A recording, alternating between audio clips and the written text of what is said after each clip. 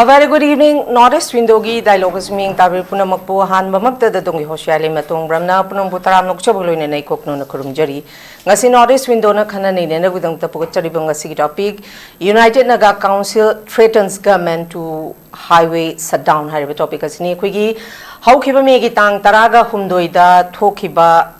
khoigi incident khoigi THADOU leaders church leader ahum leiki dabaga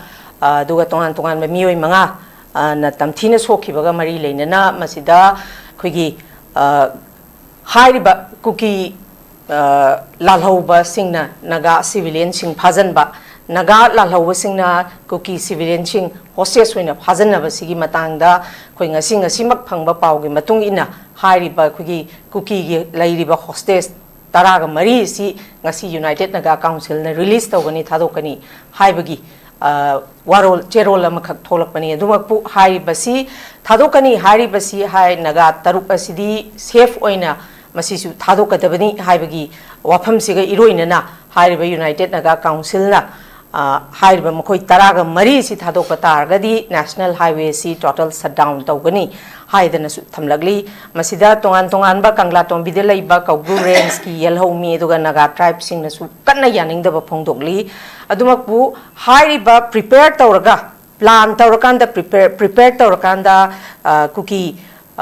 hostages taraga mari thadokani haidana kanna plan tawraga leirambasi amuk masi United Naga Council na thadokani na tarambasi hairiba khoigi kaugru range yelhomi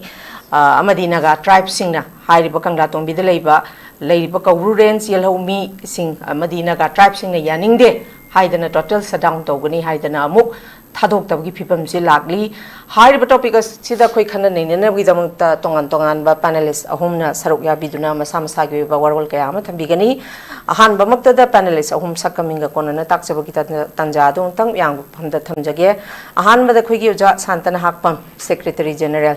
UCM Oza Taram Nokchari ani subada khoi gi uja MEIBON PHAOMEI president ZUCM Oza MEIBON busu Taram Nokchari ahum suba panelist inau Michael LAMJATHANG THADOU leader Michael khoigi inau si hojik phodi yauraktri mahak adumak makha chathabada adumak continue tawrakpa oshanu masigi damakta sumyam ngakpigani ngasigi pogachari ba khoigi topic UNC threatens government to highway shutdown hariba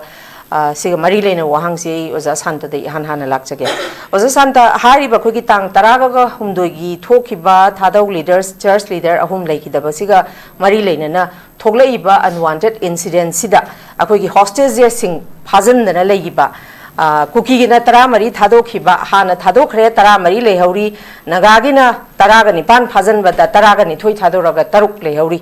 masigi sida akoina phangbagi pawgi matung ina ngasi si release kuki singji UNC na release tawgani haidana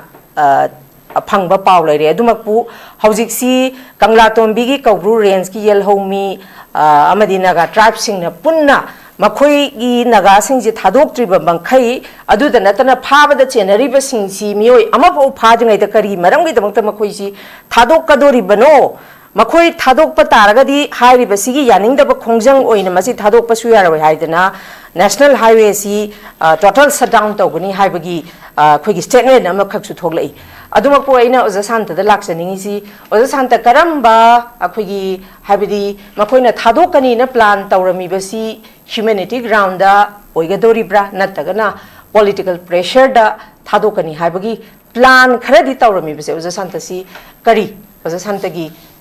point of view da kari kamai thambe oza nam thambe khoi mai wena hamada masi is official statement UNC gumba leidana ko adudagi official statement oina de amadi amabo oidama le ai kan mada ko adana sai gi kayani hoi gi amarom da kuki gambusina kuki bina ꯀꯩꯅꯣꯒꯤ ꯑꯩꯈꯣꯏ national highway blockade ꯇꯧꯕꯗꯨꯗꯤ ꯍꯥꯡꯗꯣꯛꯈ꯭ꯔ ꯃꯥꯜꯂꯦꯀꯣ ꯃꯣꯏ ꯑꯣꯏꯅ ꯍꯥꯡꯗꯣꯛꯈ꯭ꯔꯦ withdraw ꯇꯧꯈ꯭ꯔꯦ ꯑꯗꯨꯒ ꯍꯧꯖꯤꯛꯀꯤꯁꯤ ꯉꯁꯥꯏꯒꯤ UNCꯒꯤ ꯂꯩꯔꯤꯕ ꯉꯁꯥꯏꯒꯤ ꯐꯥꯈꯤꯕ ꯃꯤ UNCꯅ ꯐꯥꯖꯤꯜꯂꯦꯅ ꯍꯥꯏꯕꯁꯦ ꯐꯥꯔꯦꯅ ꯍꯥꯏꯕ ꯃꯣꯏꯗ ꯂꯩ ꯍꯥꯏꯕ ꯃꯤꯁꯤꯡꯁꯦ ꯁꯤꯃꯗꯤ ꯊꯥꯗꯣꯛꯄ ꯊꯥꯗꯣꯛꯇꯕꯗꯨꯅ ꯇꯣꯉꯥꯟꯅ ꯈꯤꯇꯪ ꯊꯝꯈꯤꯁꯦ ꯑꯗꯨꯒ ꯗꯤꯀ꯭ꯂꯦꯔꯦꯁꯟ ꯑꯃ ꯍꯥꯏꯇꯥꯔꯦ ꯅꯣꯏꯒꯤ ꯃꯤꯗꯣ ꯑꯩꯈꯣꯏꯗ ꯂꯩ ꯍꯥꯏꯕ ꯎꯠꯄꯒꯤ ꯀꯟꯐꯥꯔꯝ ꯇꯧꯕꯤꯕꯒꯤ ꯄꯣꯠ ꯑꯃꯗꯤ ꯑꯣꯏꯗꯧ ꯃꯥꯜꯂꯦ ꯊꯥꯗꯣꯛꯇꯕꯗꯨꯗꯤ ꯇꯣꯉꯥꯟꯕ ꯑꯃꯅꯦꯀꯣ ꯅꯣꯏꯅ ꯊꯥꯗꯣꯛꯑꯗꯤ ꯑꯩꯈꯣꯏꯁꯨ ꯊꯥꯗꯣꯛꯀꯅꯤ ꯊꯥꯗꯣꯛꯇ꯭ꯔꯗꯤ ꯑꯩꯈꯣꯏꯁꯨ ꯊꯥꯗꯣꯛꯑꯦ ꯍꯥꯏꯕꯒꯤ ꯋꯥꯈꯜꯂꯣꯟ ꯑꯃ ꯂꯩꯕ ꯃꯥꯜꯂꯦꯀꯣ ꯃꯁꯤ ꯑꯩꯅ ꯂꯤꯒꯦꯜꯒꯤ ꯀꯩꯅꯣꯝ ꯂꯩꯕꯅꯤꯅ ꯄ꯭ꯔꯣꯁꯦꯁ ꯑꯃ ꯂꯩꯕꯅꯤ나 ꯑꯩꯅ ꯌꯥꯝ ꯀꯟꯅ ꯀꯃꯦꯟ ꯇꯧꯔꯨꯔꯗꯤ ꯌꯥꯝ ꯃꯑꯣꯡ ꯇꯥꯗꯕ ꯍꯥꯏꯕꯗꯤ ꯄꯕ꯭ꯂꯤꯛꯀꯤ ꯏꯁꯨꯁꯤꯗ ꯑꯩꯅ ꯏꯒꯅꯥꯏꯠ ꯇꯧꯕꯒ ꯆꯞ ꯃꯥꯟꯅꯕ ꯌꯥꯏꯀꯣ ꯑꯗꯨꯕꯨ ꯑꯩꯒꯤ ꯋꯥꯈꯜꯗ ꯌꯨꯅꯥꯏꯇꯦꯗ ꯅꯥꯒꯥ ꯀꯥꯎꯟꯁꯤꯜꯁꯨ ꯃꯉꯥꯏ ꯑꯗꯒꯤ ꯉꯁꯥꯏꯒꯤ ꯅꯥꯒꯥ ꯏꯆꯤꯟ ꯏꯅꯥꯎꯁꯤꯡꯅ ꯍꯧꯖꯤꯛ ꯃꯣꯏ ꯃꯈꯨꯠꯇ ꯀꯩꯒꯨꯝꯕ 23ꯁꯦ ꯂꯩꯔꯝ ꯇꯥꯔꯗꯤ ꯃꯣꯏ ꯁꯨꯡꯊꯥ ꯊꯥꯗꯣꯛꯑꯣꯏꯅ ꯂꯧꯋꯦ ꯑꯩꯗꯤꯀꯣ ꯍꯧꯖꯤꯛꯀꯤꯗꯤ ꯖꯁ ꯇ꯭ꯔꯥꯏꯜ ꯍꯥꯏꯇꯥꯔꯦꯀꯣ ꯇ꯭ꯔꯥꯏꯜꯁꯤ ꯀꯔꯝꯕ ꯃꯈꯜꯒꯤ ꯇ꯭ꯔꯥꯏꯜꯅꯣ ꯍꯥꯏꯔꯀꯥꯟꯗ ꯑꯩꯈꯣꯏꯗ ꯃꯤꯗꯨ ꯂꯩ ꯊꯥꯗꯣꯛꯄ ꯉꯝꯃꯤ ꯑꯗꯨꯕꯨ ꯅꯣꯏꯅ ꯇꯧꯗ꯭ꯔꯒꯗꯤ ꯊꯥꯗꯣꯛ ꯏꯚꯟ ꯐꯦꯁꯕꯨꯛ ꯇꯣꯉꯥꯟꯕ ꯄꯦꯖꯇꯗꯤ ꯌꯥꯝ ꯃꯑꯣꯡ ꯇꯥꯗꯕ ꯋꯥꯍꯩ ꯋꯥꯇꯥ ꯁꯤꯖꯤꯟꯅꯔꯒ ꯊꯥꯗꯣꯛꯄ ꯇꯥꯔꯗꯤ ꯃꯑꯣꯡ ꯇꯥꯔꯣꯏ ꯈꯣꯠꯂꯣꯏ ꯑꯗꯨꯗ ꯂꯩ ꯄꯤꯄꯜꯒꯤ ꯑꯦꯗꯚꯥꯏꯁꯤꯡ ꯑꯃ ꯂꯥꯛꯄ ꯌꯥꯕꯒꯤ ꯑꯗꯨꯒꯤ ꯁ꯭ꯇꯦꯖꯐꯥꯎ ꯂꯩ ꯍꯥꯏꯇꯥꯔꯦ ꯑꯗ ꯁ꯭ꯋꯥꯏ ꯇꯥꯏꯃꯤꯡꯁꯤꯗ ꯑꯩꯈꯣꯏꯅ ꯌꯦꯡꯗꯣꯏꯁꯤ ꯀꯩꯅꯣ ꯍꯥꯏꯔꯒ ꯑꯩꯈꯣꯏꯒꯤ ꯀꯨꯀꯤ ꯀꯥꯡꯕꯨꯁꯤꯅ ꯐꯥꯈꯤꯕ ꯑꯩꯈꯣꯏꯒꯤ ꯃꯤ 6ꯁꯦ ꯁꯤꯒꯤ ꯋꯦꯌꯔ ꯑꯕꯥꯎꯠꯁꯤ ꯀꯩꯒꯨꯝꯕ ꯃꯁꯤ ꯃꯤꯁꯤꯡ ꯄꯔꯁꯟꯅꯦꯅ ꯗꯤꯀ꯭ꯂꯦꯌꯔ ꯇꯧꯊꯣꯔꯛ ꯇꯥꯔꯒꯗꯤ ꯃꯁꯤ ꯒꯚꯔꯟꯃꯦꯟꯠꯁꯤꯗ ꯌꯥꯝ ꯃꯑꯣꯡ ꯇꯥꯗꯕ ꯌꯥꯝ ꯐꯖꯗꯕ ꯁꯤꯆꯨꯋꯦꯁꯟ ꯑꯃ ꯂꯥꯛꯇꯣꯔꯦꯕꯀꯣ ꯑꯗꯨꯅ ꯑꯩꯒꯤ ꯃꯣꯠꯇ ꯃꯅꯤꯄꯨꯔ ꯂꯩꯉꯥꯛ ꯑꯃꯗꯤ ꯚꯥꯔꯠ ꯂꯩꯉꯥꯛꯅ ꯁꯨ ꯑꯦꯒ꯭ꯔꯤꯃꯦꯟꯠ ꯂꯩꯅꯕ ꯀꯥꯡꯕꯨ ꯃꯔꯨꯑꯣꯏ ꯑꯗꯨꯒ ꯉꯁꯥꯏꯒꯤ NHNIMꯒꯤ ꯄꯤꯁ ꯇꯣꯛ ꯇꯧꯔꯤꯕ ꯀꯥꯡꯕꯨꯁꯤꯒ ꯃꯣꯏꯒꯤ ꯂꯦꯚꯦꯜꯗ ꯅꯦꯒꯣꯁꯤꯌꯦꯁꯟ ꯈꯔꯗꯤ ꯇꯧꯔꯝꯗꯧ ꯃꯥꯜꯂꯦ ꯄꯤꯄꯜꯒꯤ ꯅꯦꯒꯣꯁꯤꯌꯦꯁꯟ ꯅꯠꯇꯕ ꯑꯗꯨꯒ ꯉꯁꯥꯏ ꯑꯌꯨꯛꯇ ꯀꯃꯦꯟ ꯑꯃꯈꯛ ꯑꯩꯅ ꯐꯦꯁꯕꯨꯛꯇ ꯎꯖꯈꯤ ꯃꯗꯨꯗ ꯅꯥꯒꯥꯒꯤ MLAꯁꯤꯡ ꯃꯁꯤꯒꯤ ꯔꯤꯂꯤꯖꯁꯤꯗ ꯄꯥꯔꯇꯤꯁꯤꯄꯦꯠ ꯇꯧꯕ ꯌꯥꯏ ꯍꯥꯏꯕꯁꯦ ꯃꯁꯤꯁꯨ ꯑꯩꯗꯤ ꯀꯩꯅꯣꯅꯦꯅ ꯍꯤꯠ ꯑꯦꯟ ꯇ꯭ꯔꯥꯏꯜꯅꯦꯅ ꯂꯧꯋꯦ ꯍꯥꯏꯇꯥꯔꯦ ꯃꯔꯝꯗꯤ ꯉꯁꯥꯏꯒꯤ ꯀꯩꯒꯨꯝꯕ ꯍꯧꯖꯤꯛꯀꯤ ꯃꯤꯁꯤꯡꯁꯦ ꯍꯤꯡꯅ ꯊꯥꯗꯣꯔꯛꯑꯦ ꯅꯠꯇ꯭ꯔꯒ ꯍꯤꯡꯅ ꯊꯥꯗꯣꯔꯛꯑꯦꯅ ꯈꯜꯂꯣ ꯑꯗꯨ ꯑꯣꯏꯇꯥꯔꯗꯤ ꯅꯥꯒꯥꯁꯤꯡꯒꯤ ꯑꯣꯏꯕ ꯃꯣꯏꯒꯤ ꯃꯤ 6 ꯈꯣꯟꯖꯥꯀꯨꯜꯒꯤ ꯍꯧꯖꯤꯛꯀꯤ ꯂꯩꯔꯤꯕ ꯃꯤ 6ꯁꯦ ꯁꯤꯁꯤꯗꯤ ꯄꯤꯗꯕ ꯁꯨꯡꯌꯥ ꯌꯥꯔꯣꯏꯕ ꯑꯁꯤ ꯄꯤꯔꯛꯇꯕ ꯇꯥꯔꯒꯗꯤ ꯑꯅꯗꯔ ꯐꯣꯔꯝ ꯑꯣꯐ ꯚꯥꯏꯂꯦꯟꯁ ꯑꯃ ꯁꯣꯏꯗꯅꯒꯤ ꯊꯣꯛꯀꯅꯦꯕ ꯑꯗ ꯃꯁꯤꯒꯤ ꯚꯥꯏꯂꯦꯟꯁ ꯊꯣꯛꯇꯕ ꯌꯥꯕ ꯃꯑꯣꯡꯁꯤ ꯀꯩꯅꯣ ꯍꯥꯏꯔꯀꯥꯟꯗ ꯍꯥꯟꯅ ꯍꯧꯖꯤꯛ ꯂꯩꯕ ꯁꯤꯆꯨꯋꯦꯁꯟꯁꯤꯗꯃꯨꯛꯇꯤ ꯅꯥꯒꯥꯁꯤꯡꯗ ꯂꯩꯕ ꯃꯤꯁꯤꯡꯗꯨꯗꯤ ꯂꯩꯔꯦꯅ ꯂꯧꯕ ꯌꯥꯔꯦ ꯑꯃꯔꯣꯝꯗ ꯍꯥꯏꯗꯤ ꯔꯤꯂꯤꯖ ꯇꯧꯔꯒꯦ ꯈꯣꯠꯂꯒꯦ ꯑꯗꯨ ꯇꯧꯔꯦ ꯍꯥꯏꯕ ꯄꯣꯠ ꯑꯃ ꯂꯥꯛꯑꯕꯅꯤꯅꯀꯣ if ꯂꯩꯔꯦꯅ ꯂꯧꯕ ꯌꯥꯔꯦ ꯑꯗꯨꯕꯨ ꯃꯤ 6ꯀꯤ ꯋꯦꯌꯔ ꯑꯕꯥꯎꯠꯁꯦ ꯃꯁꯤ ꯑꯩꯈꯣꯏ ꯒꯚꯔꯟꯃꯦꯟꯠꯁꯤꯅ ꯍꯤꯡꯉꯤ ꯅꯠꯇ꯭ꯔꯒ ꯁꯤ ꯍꯥꯏꯕꯁꯦ ꯃꯁꯤꯒꯤ ꯀ꯭ꯂꯦꯔꯤꯇꯤ ꯑꯃꯈꯛ ꯄꯤꯕ ꯉꯝꯗꯕꯁꯦ ꯁꯤꯁꯤꯅ ꯃꯔꯝ ꯑꯣꯏꯔꯀꯥꯟꯗ series of violence ama sarkarsina oina prajana nataba government sina invite tawbo chamane ba hojik leiba condition jida if cookie gangu sina hojiki leiramba mi sing do sidaida akoina sounding man bedagi khut thagre bo hayaso amabu tawre bo hayaso madugi putho aba matungda tholakadaba escalation do ana government gi oina control tawna chumgada maleba aduga hojiki mi train thoiji gi protection ama phasana pirega ko niti niyom chumna thamba hai tare ko adu natragadi train thoiji pitho kanda atei du sina pire natraga leitre na lawro natraga missing person declare tawthokro adu dadi leiriba condition jida blockade and pai wafam jule heroi adagi people to people ki contact revive to wai pochu leroi mamdi kai no haga missing person hai by the government has done nothing on those people who have been killed or who are still ko living ai tare ko adu da sarkar na thabam te lobungam de arabani adagi issue je khonsa kulga leon wifi aba kana wifi kunji marta oira roi ba ko adai matam da lagta di manipur government versus ko naga jinna oira ne ba da dem ko aduna ai wakanda aina thamjani se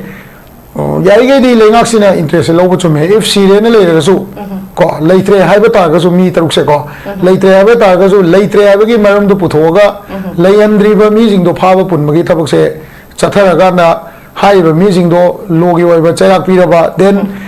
aina sum khanjara madadi chochanpur da kukizo council sina magi ngasai gi akoi gi kano handoki bje koi gi kukizo council na moi MLA gi matak ta boycott an doki bje mase idi factor mo ye dra na sum khalle ba factor mo ye dra na khalle hai ta di kamaina factor oi de no hai ganda akoi gi nemcha kip gen gi power se khitang balance to ganda naga ga ida appease to na bona ga khitang balance to ganda chochanpur rom da khitang political diversion ma pi ga ko sai gi portfolio bu pi bo ere ama bu pi ore kano madi to ka dra na idi khan mane bo adu kan bi manung du da suddenly ngasi naga jinau sing na moi gi hojiki kuki mi ta ni thoi tam doise thado kani pithor kani ai di swan thaja gi deba hai ba to go su pisu pithor te na ko maram di politically immature eba decision ne si je maram di Manipur government has already allowed the kidnapping of these people moina allow to gi bane ba matam da moina taruk to hato kra ju hinya ju lady hai ta ju madu da moina kidnapping je exercise to on da bi da moina thachal laga sugum ma thok dok se thon da bi da thamam ba ta ga di aduna scenario ama ho yadam ne ba hojikti Nagagi mi ta usi kai umasi ta di where karai wai dino ba Nagana compromise to do ba sa hai ba question am le ba aduna ai kan mada compromise ki poche loi dring ai da hingi na tra ga si ya ba je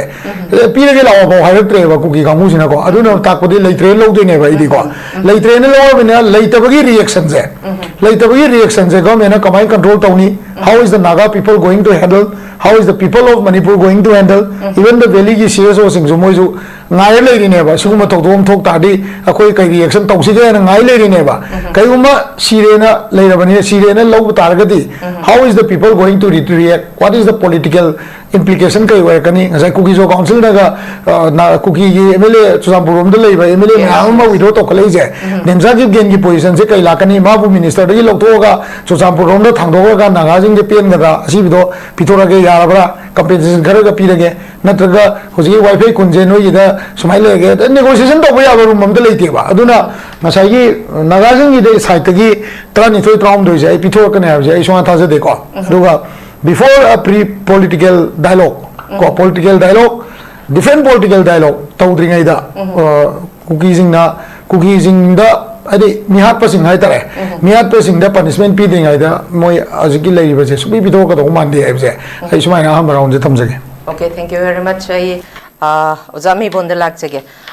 Oza MEIBON hojik si yeng ba yari si naga taruk haidi pulapna taraga khogi taraga nipa na trauza phagi basa sida khogi thadokhraganda lemhauri ba taruk si chapchana akhoina phabani haibagi chapcha ba hairak pasi oza hojik ba laitri ba United Naga Council dagi di oza santana panbi bagum hari ba makhogi koki 14 zidi makhoi da laire ha ba simadi khangi boza adu bata gadi oza santana haibagum makhoi si miyam oza santa khatana ti miyam na haibagum makhoi si hingam gani haibagi thaja basi yamna nemna leire adu khatana tana masi lairi ba khogi tongan tongan balenga ki agency di oza chap chana khangani haina khalle masi miyam da haidok tabane ba makhoi si either makhoi si hingi natraga siri sigre aduga makhoi si sigraga su kadai phogda phummi ha basi wo kadai da manghan gra basi wo za makhoi khangam gadra haina khalle adu bu ngasi se release tawgani haidana even khogi Nagaland gi Chief Minister Nifurio Paunabo Union Home Minister Amit Saga wari sanadana haiba nagagi makhoi taruk che thado haibagi masida chapchaba mieng sangani haibagi matang aduga khogi NPP gi Conrad K Sangma ki statement phawba masi release tawai matang sida sudumak yawi adumak pu release tawni habasi haidi chapchana amaga onthak onjin akhogi hairi ba makoi taruk to pida banina release tawgani habagi thaja basidi adumak mami yamna samna leiba sigi leiba scenario mayam sigi marak sida laingak sina hojik prevailing situation haidi unwanted incidents a series of unwanted incidents a tho phawba akhogi deputy chief minister na any incident thopa matam da mahak na thambase FIR pan gare investigation zathari have statement si khaktana tana atopa khoi chatharakpa ude boza masina takpadi lengak na thoiba Manipur gi hairiba unwanted series of incidents da hojik phawba interest ama phog leite have si wada mayek sengna tai oza kari kamai thamini ise hojik ke me chatin ni thoki incident da sum something talk pada kidnap to khiba hostage na tiko koi naga singta wa phaki wa litok mang si kidnap to bane ko okay ado hostage to ha baga kidnap to baga difference lai ado ga hoji naga sing na lai sina hostage sai ta a so ko du thaduk na bagi mo to host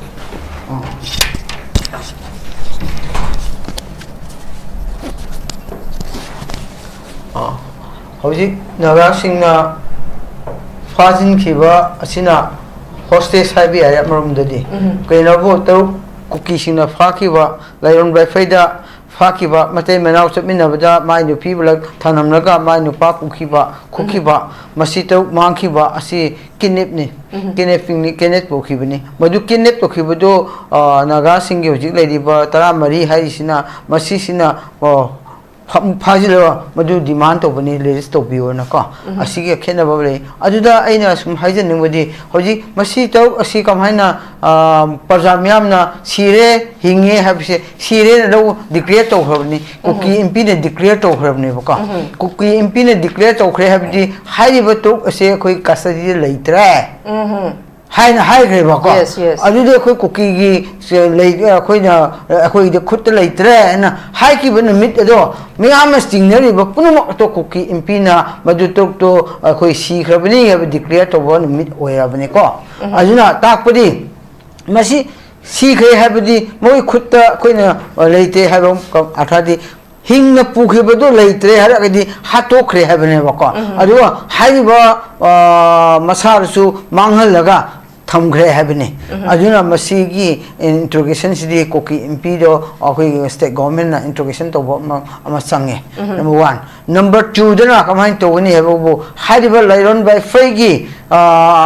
the Ladyba, Shu came the Ladyba, Aduda Chinakiba, Shu came the Ladyba commander, sing to the Pagatlaga, Duga, Paga, Modi Sinakiba, Mia Duga, Pagatlaga and cut the duck. Masi government mathau oigene bako aduna hojik leiriba issue sida koi akoina thamdaningbo point di akoi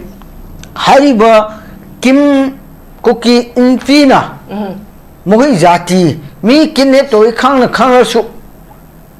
su moina leite na moi koki da kannabagi damakta koki impi manipur apex body na madu moi praja singu kannabagi damak decision lowe bako Aduagadi, Haribo cookie impig reply to can pigany. Hamdunda Nagag apex body in Lajariba, UNC in Pifam Toktabra. UNC in a pedo reply command pigany. Cookie impina, Hariba Ado. Hariba talk or don't know in a park even, no in a lady have it, Madupi talk to the power. United Naga Kaunsingi Nagasin Krana, Pazin Kiba, Ladiba. Asishi, Koi Tadopang Moy have a reply CPV already, Bani Kanagi, a Koi Nagagi Persasing, Duga, Ziki, a monkey buggy, Koi Zerongi, Mito, civilian, Consart Kungi, monkey, Ajusuka paying a never call. Ajuda Quina, some Tom Palm City, a Koi Ahmed government site, government and neglect to river, I see any Tom anybody. High river. Kinep tokiba asom da pressure putopio no kaida puhrage no kinep to mi manghan ba kai gano na makhoi da chap pressure government na pressure center na su state na su luga leibo force pone ma na pressure piba mota hosom da ta mari phakhi habudu adu khak da pressure to leiba asigumba nature sidi government manipur na to do faigani aduga central government na to fani adu kokki gi authority oibiba Koki impioshno keso koki student organization Delhi na press conference from the Thado Piotra Marina already talk to the Thado Pico na kay mo ko machine ka ki hide no yes koki impioso mo akoi di tramari kanna bi na akoi phaki bodo adu Thado asi ana hai no ba maduna tabida asoma to phabu kai jo uhan dabida phumjillaga thamlaga ta mari jo Thado Pio na center the pressure pi akoi gi koki gi civilian to ta mari pha le dibido naga pha bido Thado pi hello kholo na center the pressure pi home pi amad pi tawribo purma ase adu di makhoi gi mi khatraba akoi gi mi di mi entraba yes natra Adogadi Madugi Ladibo pressure period Maduda government na to mination they say a quick pain day. Azuna a quaggy palmis the Hoji government a quick Tamjanibo point the arm rounds that must see Hoji Muk Tadopaki pressure to Bomota Kinep Tokiba Leron by Fagi missing Paraga Punba to Biro. mi hat kiba mangin ki kidnapper singdo phajin na bagin mokta central force tajin biro state force tajin laga mi yo ta sing bomba phalo nan phai na putho pude de drug cha ba sing ne ba ko mafam rang khang draga drug cha ta tok sin to sing pha ga media thadok pudo adu ba ta to wi gnu aseng ba to si ko aduna masi gumba ki ngam to de bi da to bio aduna hojik aduga ani shubadena hojik lai ba UNC da aina mo hangjigini UNC da government of Manipur na kamba condition pira ageba mo thadok na bagi damakta pressure pira kamba condition pira kya jo taseng ba central state government na UNC ga nanga khiba punama ado kai condition pira pagi damakta kai condition pira e do athu tam do public da khangalo number 1 number 2 Nagaland ki simsana amisada wari sanabagi aduga che ikibagi adugi moina yingsilege khorage habdo wahai dunadi madu tamri thadopia deba moina honorable home minister da Nagaland ki nephew na honorable simsana habedagi mogoi adubu pharni hai kene person no pharni hai phabio hai adu madu phar tungda nokoi do thadopi kho habedi yai adubu highly kene person phading da center da honorable home minister da kenona koi ki nephew na hai khre aduna moi matiksa action mara leiba mi phaga kani hai habedu yaroi 21 days 30 yo kadaba numi phau da kai su to da ba mi duna kamani phado ino ba adumba thaja da ba mi bu thaja ba ngam da ba mi am thaja ba ngam da ba government na assurance pi da UNC na sak pata gi di na khoi jati du bu na khoi mu thak ba aduga mi mang da kanogi yon thok pa adu mo organization ta ga ne bo United Naga Council 16 bio aduna masi ai khoi na kokki gi MP na Manipur na jati kuki jati bo suklik kaning ba nungsi ba ekoi gi protection ekoi organization sin ta ho di ekoi kidnapper sing bu hack khrani pha khrani ajuna ekoi maju kanna bi nota ekoi gi khutta lai tre na law tho sin law tho pa ngam me ba ade UNC na kai gi damak ta maju kanna bi nota recent kai ra ngam ge ba yes maju law pham thok ta bra ba UNC na adu ga di kai ma haije ge ba adu ga di UNC na tra mari thadok ke khali se ta mari bu UNC na pha bra ba mo kine pa ba UNC ne question hang gya ba hari ba tra mari mo ne risk lo ga thadok ke se mo ko na pha bra ba ka na pha bra ba tra mari ji le ri bo yes ka na pha bra UNC na pha ya ro no ni ko set to yai no ko na pha ba na te hari ba top adubu phang ya na bagi da public na modu hostess wen thamani na intention phat na pha bo ri na le hakrani ko yes top adubu kanim bagi civilian pha ki bu civilian do kan ba ya na ba kai pam ba le ge hadi moi gi na pha ga khulai pai ba mi sing da sinna khabani na ado di moi bu kan ba bi ekoi naga parja sing chu moi bu kha Fazil laga hostess thamlaga moi du kanmiya na bagi to khibo pot ne ba adu parja singna khali bo wa khana du na tabida UNC na government gi ayabo loga kai gi bagi ayabo lodi noi da kai apa ma pi gi ba to adu thado gi hara pura ba government na yes to adu pha ekhoi custody le re onam du ga chu gi designated camera le ba Level by Faye some the digital camera can NFP gi Kedersing Muru Senapasi custody the parlor Central Home Minister gi active Makada to Kana Kui Pare Heba extends to P Brava. A second but so P the condition supply the Vida UNC na Kagi the government extends Pirinova. Hadokena. Well, I do the Kagi not much power can public notice to in a period of Mogi drop a lot of drop to Tauram Libanova. I see what Puma Tai Mokui Jati Semba Tawak to whatever mean a tear quick Kalevaka. But Aduna Jati or Jati Semba. Haribata made you high weaponetico. Madu Pazil Laga, Hariba, Kidnap person, Halam me pare, Hinga me pare, Hinga Monaga. Chinaro? Yes. Para Sierra, Numadu, Dundee P for Tamari, Para Tamaga, to Daka Ueva. Adu, Haiba, तरामरी फाजिलगदी अखोई UNC की executive Singh फारनी अमा pressure तौरनी कनो तौरनी हाबो अदोम चपता दे अदोम दो उगनोबा मी हादिबो cookie फाव अखोई खंगदे ना लाबो ngमकान सितबो कगी गा अखोई यूनाइटेड नागा काउंसिल केगी चेली पब्लिक इंटरेस्ट लेयो अजना मसीदा यूएनसी दा आईडी मुक हाइकिगे मसीदा दिसल लो चुम लोबियो कईगो मसी लोबो लालबा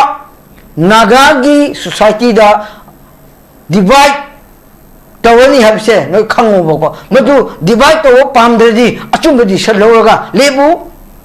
नो मसा कैसोरोय अखोइना फाइसिदी तरुक की दिसन दो खंगरी फाव अखोइ थम्मनी मोइबो हात पटुपा कोइ तौबुद बनते अदुबु असेंब लांगा लांजिंदी गवर्नमेंट पुथोक्ति फाव कोइ थादोक पंगम देना मदु स्टे लोबियो हबसे जेंगलोंग यूनाइटेड कमिटी की मणिपुर की तपतगी यूनाइटेड कमिटी मनी कनुगे यूनाइटेड दादा काउंसिल अखोइना मसी अपील तोई अदिना मसी नखोइदा होम मिनिस्टर ना कई कंडीशन द पिरे मधु पब्लिक द फोंगो गवर्नमेंट मणिपुर ना कम कंडीशन द पी तरुक की पोजीशन दा कमांड कई कंडीशन द पिरे एश्योरेंस पी दो उठो और कुकी शादी कमाइन पिरे हबा अरे कोई क्रिश्चियन मसीन नहीं हायगसु तरुक तुदी क्रिश्चियन नतबराबा ता मरी खतराबा क्रिश्चियन तरुक हादी तुदी कनानो मधु इंटरेस्ट कई मक क्रिश्चियन की ऑर्गेनाइजेशन सिंह कई हाई दे कई स्टेट लोग भी दे हिंदी बता मई दी लोग है अदुबु सीरीबा मांगीबा तरुक अदुगी डिसीजन कई नो लोगम दे अदुजो अदुबा अरानबा रिलीजियस की फॉर्म और प्रेशर पंक्तो तो बिगनो हबसे आईदी अपील तो अहम राउंड से okay thank you very much मखा चथजबसे आई माइकल अखुगी ओजा शांता से अथुब थबक खरा खजितंग लेबना आई सेकंड राउंड से आई ओजा शांता दम पास तौगे को मसगी दंगता इनाउ माइकल ngakpigani ओजा शांता आई मखा चथजबोइना ओजा शांता दैना लाक्सनिंग से ओजा खुगी मेगी तांग अहुम 2023 दगी थोइबा खुगी मैतै कुकी की कॉन्फ्लिक्ट सिदगी हेंजलक्तना खुई से हजिक कुकी नगा तांखुल आइदि चेन ऑफ रिएक्शन ने फ्यूजन रिएक्शन कम्युनल कॉन्फ्लिक्ट ने हजिक लाइसे मसिदा लाइबसी हानगी लोशन बंगमद्रिंगाइदा अनवांटेड series of incidents ने बा ओजा शांता थोगलाइसे मसी थोगलाइबसिदा हजिक फावबा मैतैगा कुकीगा कॉन्फ्लिक्ट लोशन बंगमद्रिंगाइ मरक्ता चैरक असिदा कुकीगा तांखुलगा कुकीगा नगागा सुमाइन तौदना chain of reaction chain fusion reaction communal conflict से लाइबसिगी वारोइसिन से ओजा शांता मसी पोरकपसे यांग वागद्रा हाइना खले मसीगी अचौबा पुरक वागदबगी अचौबा रूट को से अखोगी अमरोमदा अमुगी यंकांदा अखोगी इंडियन पॉलिटिकल एस्पिरेंसिगा अखोगी स्टेट पॉलिटिकल एस्पिरेंसिगा अनीसिगी मरक्सिदा खेनाबसी लैबसिनसु ओइगद्रा ओजा शांता सिगी मतंगसिदा ओजा शांतागी पॉइंट ऑफ व्यू से करी कमाइन थमिनी सी मतंग से को साउनिंग भी है ओजा माइकल यावरी को ओजा माइकल ना मु एंगल अमदा कोई मरु मपांग ओइन लैरसे को अखोगी मणिपुर सिदने अखोगी पॉलिटिशियन सिंजना तौगदबा लोबी अमा सुतौ तौदबा लोबी अमा लै आई याम तेंतक थमजरंगे आई सौफिबी यादे को खितंग तुना दुम लोशन जगे को कमाइने तौगे गांदा अखोगी मणिपुर सिदा लैरिबा मैतै मयाम से मैतै मयाम सिना we are proud to be Hindu हाई को अदुगा BJP will only save us BJP नतना कोई कनिंगाई लेते है we are the last baton of the south east Asia the Hindu king Hindu लेसे इंडिया की ओइना हिंदू लेसे अखोई सिना बॉर्डर लास्ट ने है को बट अखोई लेबो पॉलिटिशियन मयाम सिना दे हैव नेवर कन्विंस को सेंट्रल गवर्नमेंट अमे तो ओइजनो कांग्रेस ओइजनो बीजेपी ओइजनो अमे तो ओइजनो बा को नसाई की चीन कुकी लुसाई सीगी कंसेप्ट से अखोई की कनोसिना कहनी पॉलिटिशियन सिंजिना दिल्ली द मोई फ्यूचरिस्टिक एम्बिशन से कई नोजे अखोई कनामदर ngasi वो कन्विंस तो उदरिबा अखोई ngasi इम्फाल द फमी से अखोई हिंदू ने ग्रुप अमने स्वाइन फमी बा अखोई हिंदू ने अखोई मेटे केम सोए को सिम फमी बा अदगी कांगबो अमने के रोस अखोई सना मही ने फमी बा सना मही is very close to Hindu को स्वाइन फमी बा अदो पाले बेलेंगाक्सिना कनानो हिंदू की पिक्चर हिंदू बु याम नुसीजबा अदुगुंबा हिंदू द सोले दो बेलेंगाक ने फमी बा मे थर्ड की मतुंग ने को जामाई के ले आइजे को suai phammi ba sigi phammi sida ke dore kanda ngarang chief minister Mizoram na maphom amada mana yam phong na hai ba chin lusai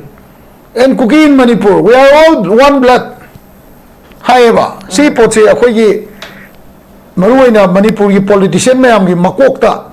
ko kokta khutta nakong da brain da yei de ba kamai ni yei de khang ma sa akhoi ni ngasi bo lawi proxy war ne na proxy war ne India government sponsor to proxy war ne kalai de proxy war to Myanmar manung da moi somda leiba chin kuki kangbu je moi season re khulai pire ko akhoi India gi lan mi gi khudang da khulai khara pire ko pire ga moina ada moina hai je kaino akhoi da leibam khara pibiu ko newcomer kuki da ni ko ina hai je old kuki da nate aina hai je 1880 adu da leiba du nate ko 51 mawang la ko da nate 2004 da agreement over su group si da ni ko ina hai je not on every cookie aina hai je not on every cookie I am clarifying again every cookie da nate ko 2004 da la ko cookie sing jina hai je akhoi leibam khara pibiu ko akhoi gi hipam khara lefam khara pibiu khulai khara pibiu training khara pibiu noi gi asomda Burma da leibala lo busing do akhoi takhai ru ge sineba NACNIM dusu akhoi thengna bi ge sineba lai je ko India government kai khale yam baina ji de akhoi Nepali gorkha leibai ta ta akhoi yum ju sang bi ge hai ba huram ju tan thok ge hai ba khulai pa ba su moi namde bi ge hai ba side ne ba kai lei ge na India government egis Asia da paisa mayam spend to mado khara kakthara ga moi da khulai pi training khara pi to kana moi je pusale government of India na su to le Manipur government jo da partner ho de wakan ganda to bi da ko aduna ke do ge ganda Myanmar da PDF ki maming da People Defense Force ki maming da kuki jing na khulai pa ga asom da leiba kem am loi takare ko then somna ganda mu chin kuki gi namada Chittagong Hill su moi kan takare ko ado Manipur manung na ke do re akoi manung ji na greater autonomy na traga hujik different state ama demand tore moina high state si demand toiba state si kamai to ga in the form of UT demand tore high poche government of India ga su agreement sign to na bagi review to ma tam da government of India na we will try to consider it politically every ke no ma hai ri ba si jina hanjan ri so to we moina or politically akoi pukhat pi ge noi gi wa do yaro ye je su agreement na si ba da exactly no in a palm report separate administration ja it will not be done as any su agreement high three was go sin not to be over aduna maram o yakanda cookies in the aspiration am leba cookie ri kanano those people who have come from outside moi gi no mai matonda all ariba me amse no mai maton namjal laga hoje chingi ning thong me amse loin thami ni moi na ko sina maram o yakanda ke dore litan de kari da karada moi gi linguistic and cultural me pama sagatna ba thugai ba hore ba adusu amuka Indian army na support to bugi mong dai ta mi bo phade litan de to da ko ngarang ngang jo mu kape driver on pale adusu mi bo phade ko aduna sigi pochi kaino ganda India government da koi Manipur gi politicians jing jina challaga to da ba lobby khale ba kaino ai ganda ngasi noina kai gumba separate administration ja politically consider to ge hai ja sina maram o ganda Mizoram gi chief minister na ngarang hai ba Lusai Hills Manipur ki cookie amadi asomda leiba chin cookie se moi me amje loina punjala kana Christianity gi mingda dharma gi mingda ko moi America na support to ganda linguistic map ama moi ne dream to ri ba sigi manungda moi gi dream map zalengam mai pochi gi manglan je gangba sigi manglan je mangphau no rom hona bada noi gi usik noi na usik yes we will consider politically hari ba poche kana politically consider to ni hai ba UT gi pochi da su agreement ama eta da tawroi su tawroi je manga sibo in a dream ne ba ko si akhoi na not tawdre ba ado koi politician jing jina akhoi di BJP yaujari bani Hindu gi kingdom sida Hindu ki last kingdom ne aduna BJP na akhoi de betray su tawroi congress su betray to mam di India ji Hindustan ne lai re ba moina ko aduga somna kandana Christianity gi namada America na Bangladesh da base se mloi grabde ko aduna sometime matam amada Mizoram ga somna kanda leiba UT divan to riba kambu jiga Mizoram gi chief minister duna ngarang gaktanate nan gaktanate he has even spoken in the United States US to so moi akoi moi gi zalem ngam gi manglan je si manglan je kok trim ne ba duna aina thamjan ngi di kaino ga na loisal ko da ngasai gi akoi gi uji leiba politician meam akoi leiba influencer meam maruina national influencer ko अखोई पंडित रविशंकर का कन्न उनबिरिबा ma'am से अदे RSS का उनबिरिबा कांग्रेस की राहुल गांधी उनबिरिबा अदगी अतोप अतोप RPI की का उनबिरिबा अतवाले की का से उनबिरि से मखोई दा कुकी की होमलैंड कांसेप्ट से हम क्लियर होइना कन्विंस तो बम संगीबा सिगी होमलैंड कांसेप्ट से हम क्लियर होइना कन्विंस तो दता दी अखोई की सिदे लेबा इंडिजिनस नाहाइगरा नेटिव पीपल आइगरा को native manipuri singse si ma'am से सिजना कांदा 2004 दगी चंगपा खुलाई पाइबा सिंगसिना जालेगम की मंगलांदा होजिंग मणिपुर दा चथरेबा आउटरेज ओबा वार से लिंग्विस्टिक एंड कल्चरल मैप अमा तानाबा होनाबनेबा सि मोय कसु हंदोएबा अदुना ngasai mi nagagi mi taruk sigi bजे मोय सुंबि पिरोएबा सि मिसिंग रिपोर्ट तानाबा होनाकनेबा अदुगा ngasi drama से दा यूएनसी दा करी मांगजे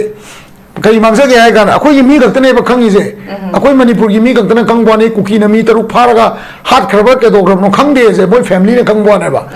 नेशनल एंड इंटरनेशनल लेवल ददी यूनाइटेड नागा काउंसिल से ngasi मी जे पिथोकने ने तो बग पिथोक तब से सिजना मुका ngasa टेरर की पोता ngasa की प्रोपेगेंडा मैम तो काना सिदेदा को मोरल द सोक तो मैम लेबा अदुना अखोई जी पी नि नत्रगा पिरोय हाय कानजिदा पी गयाजो गवर्नमेंट ऑफ मणिपुर का गवर्नमेंट ऑफ इंडिया का यूएन यूनाइटेड नागा काउंसिल मोय हानसु ट्राइपार्टाइट टॉक तौलेरी यामना क्लियर होइबा पॉलिटिकल मैंडेट अमा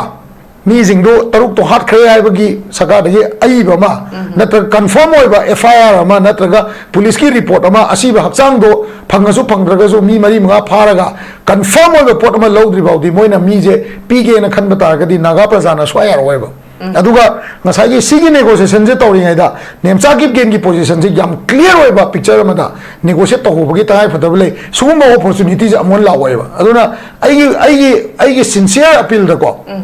mi taruk to siram da se masi amom da laibak ne lo se ba maka hana da na bu so na se ba but ko negotiation je naga prajana manipur miyamna sugumba thabak se thok ta na ba even go native cookie ai ta ko moi mayam na su sugumba issue je thok ta na mong da tawraga step se lokhat ta di masi yam na outrageous oi ba mong ta no moi gni aduga hojiki ai no je haijabadu ni cookie gi concept se oza michael koina tawning da ta so moi na ari bane na thadou gamu sine yam lina le ram ne koina most populous party ne na haiba tar ga so ko moi gi mathak ta 2004 da changa khraba sugumba group se si jina moi gi mathak ta tawrai ba lan je masi bu thengna bada अखोई की मणिपुर लेबा politician मैम जिना centre दे lobby पसन तौदा तादी Kuki militants are always protected within the सू और at a different angle the protect तौर दम लेबनिना अखोई न मोइगा नोमै चनी पाय लान थेंगना बजुंगा मोय हाबजे आइगी वाखन द सुमाय लेय न सुमाय तमजगे okay thank you very much थागत चरुजा अमरिक चुंबा ओरल थंबी बगी दमका मखा चथजबोइना इनाउ माइकल द लाक्सगे नाउ माइकल लमजाथांग द लाक्सगे माइकल द इना लाक्चनी सी हौजिक ओजा मैबोना सु थंबीग्रे ओजा शांतना सु थंबीग्रे हाइदी करम्ब ग्राउंड दा यूनाइटेड नागा काउंसिल ना हाइरिबा मखोई 13 सी गवर्नमेंट ना अयाबा पीरब्रा करी ग्राउंड दा थादोक कनी हाबगी रिलीज तौगनी हाबगी मखोई दा प्लान अमखक लेरम्बसे मसी करी ग्राउंड दा करम्ब कंडीशन दा लेरमीबनो हाइबसिमा अदुगा हाइरिबा लेरमीबा प्लान सी नाकलमरोमदा अमुक हाइरिबा ngsaigi khoigi tongan ba khoigi yelhomi kanglatong bida taba khoigi leiriba singsine yaraktaba degi amuk masi ba khoi shutdown tawni habadagi hairiba kano si lepibra tasengna masi humanitarian ground da thadoke na khali pranatraga ngsaigi aina dum hangjaba ngsaigi political pressure yawrabra habasisu Michael chingna da bangamde adumakpu hairiba sigi chairak ngasai miyoi taruk nagagi si khoigi uza maibona haibiba makhoi hostage na ti kidnap taugi bani masi hingira changira habisu khangdre na leire hairiba sigi plan taurise karamba condition da kari ground da plan tauribano aduga cookie in pigi mai kai dagi makhoi taruk si tasengna makhoi si leitre haba wafam thamgre aduga amuk even makhoi 13 se thadok pagi matang dadi cookie 13 se thadok pagi matang dadi union home minister amit sa daga pressure pi na khotan mayam ma tauriba adu somda nagagi life ni cookie gi life ne ba equal ne ba sida any thabak ama taurakpa matamda dum bias leiba man ba neutrality gi transparent oiba mandabagi mami ama sum tarakpase Michael masi kari kamaina Michael gi narrative ta na Michael gi point of view da masi kari kamain thamini hosik mayamna demand to se status to deba status of the 6 missing or abduction or hostages or kaino gi pot to ne ko status khangdana thadok pi ba se khetang maram cha de haibane ba they are right chume issue yam yadinge on the other hand manipur sarkar na su 13 May da thadok gi pastor hum ambush to badagi subsequent consequent event ne ba yes on the same day around the afternoon numit to the khodak to the hojiki hostage se cookie gi mini haina phazila kan sida asom side gi senapati the side so counter the gi mi so dum phaye ba som da mi manga phara di som da tara almost double times phaye ba adu di at the heat of the moment cookie kangbu na su khoi gi mi hadle haiba da gi amuk nagani nagana khoi gi cookie gi mi ambush to be hadle haiba da gi or naga gi naron ni hai tare prajadi civilian di su wi roi adu gi concept da to ba oiram ba tar ba su phagado ba but lu ba se oja MEIBON cookie in pi manipur na sigi mioi tarup se khoi gi custody da leite hai ba se hanjin haye ba hanjin na moi di khoi gi custody da khut ta su leite moi se khoi ga mari leina de khoi na phari ba mioi trani thoi aduga ani saparmai na da mitra mari se khoi da lei hai na exchange to ni hibane ba after 3 days tangtra manga 13 14 15 da ne ba ko 15 16 dwai sita adugi matung du da ngasi se almost 20 days phagre ba ko almost 20 days sei sida manipur sarkar na hadaki sigi mi taruk gi matang si sida naga gi taruk matang si sida naga gi represent to hi ba apun ba gi pan naga hai tare represent to hi ba united naga council na manipur gi chief minister su unaba lai adugi matungina sigi missing case ki matang si sida NIA National Investigating Agency sida sinagani maramdi sigi se naharon gi involvement yawe haibagira or NIA gi ek gi matungina schedule matter gi matungina moi se kadai phao NIA na paikhat kadra paikhat loira khangte but from that day itself adui matung da su pham kui khreba almost hafta ma pha khreba status update mayam na pham is update real time sida hojik si thokre hojik si fifam si sini high receive mayam na people who want update ne ba narwa gi social media leite ba matam ko mi yam dringai mamang communication phatringai mamang adui matam mamang du da 20-30 years before hai tare oi tara di mayam ji hitang khang bo ji hitang wai bo ji kan se khang ba mi sing set patience tolerance se karang ngam treba so in this challenging scenario situation si sida Michael marang hatang thatke status si makhoi se whether they alive or dead ko siba natraga chang basi ani si marakta leiram doine ba adu miyam gi thajabadi makhoi si hingam gani habadi thajadreba adubu lairiba manipur gi tongan ba agency intelligence ki lairiba kholiba mayam si hargadi government gi maikai dagi su makhoi gi status si di almost masi khangbam thuena khalleba adumakbu makhoi gi status si haidi UNC na makhoi tra mari thadokani haise something behind the scenario masi political pressure yawe have yarom gani have gi chingna ba se dum leiba adui taragadi makhoi gi status si khanghallu haribasi status si khanghandabagi maram se status si khanghandabagi maram si kuki inpina su makhoi da laite makhoi khangde haire adui tari status khanghandabagi maram si status si kuki gi mai kai dagi di khangal lakani ha basi thajadreba adubu hairiba kuki gi singchida government ki mai kai dagi chap chana lokhat kadaba action tawdaba makhoi gi mathakta lawdaba tawam thokpa action stringent action sing ji su lawbase hojik phoksu udeba sina takpadi aduma neutrality di laite habaneba so adugi su lakchake yam chume sida manipur sarkar na thokkiba thodok tu dagi adum khangkraba pot neba they already aware adubu egi angka da di egi khangba dagi abduction to hiba mong do hek nupa nupi tongan samdok khreba why nupa nupi tongan kaido wi thamdo ino ja mai bon why that means intention phata ba yaw khreba ama adu gi thodok tu gi incident du just chamba mi khoi ni su analysis to kan sida hoi mosi they would have been definitely eliminated ko hingam hiroi haibase khoi gi ching na bane ba likewise kukin pina muka khoi gi da leite muka dum haibadu da very clear ne ba adu di manipur sarkar na kai da wi khangoi ro khangani ba khangani ba adu dagi atem yam tawe da na mi su phare mi mari su phae makhanda chala kan atem yam tawe kamain to ra di praja gi sentiment se reaction to sorry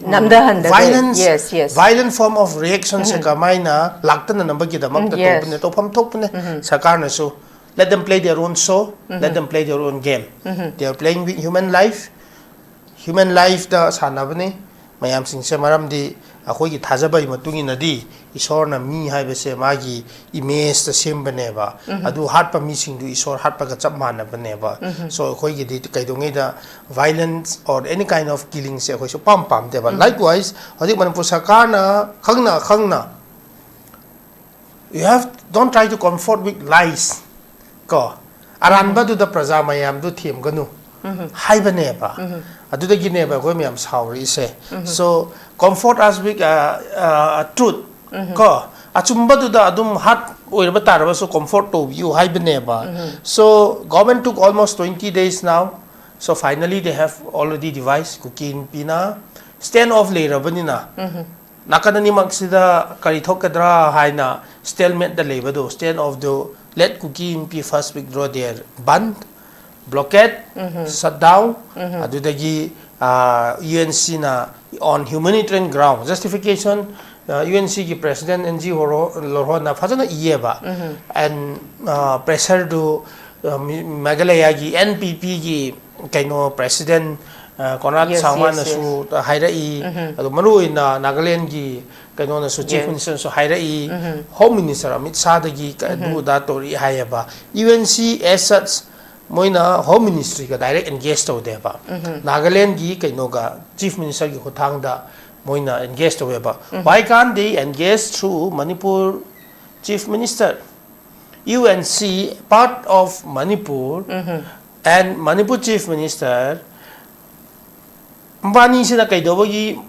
Union Home Ministry hai tare ko manom di sugi yamna chingba pot lebani why can't they engage through Manipur state chief minister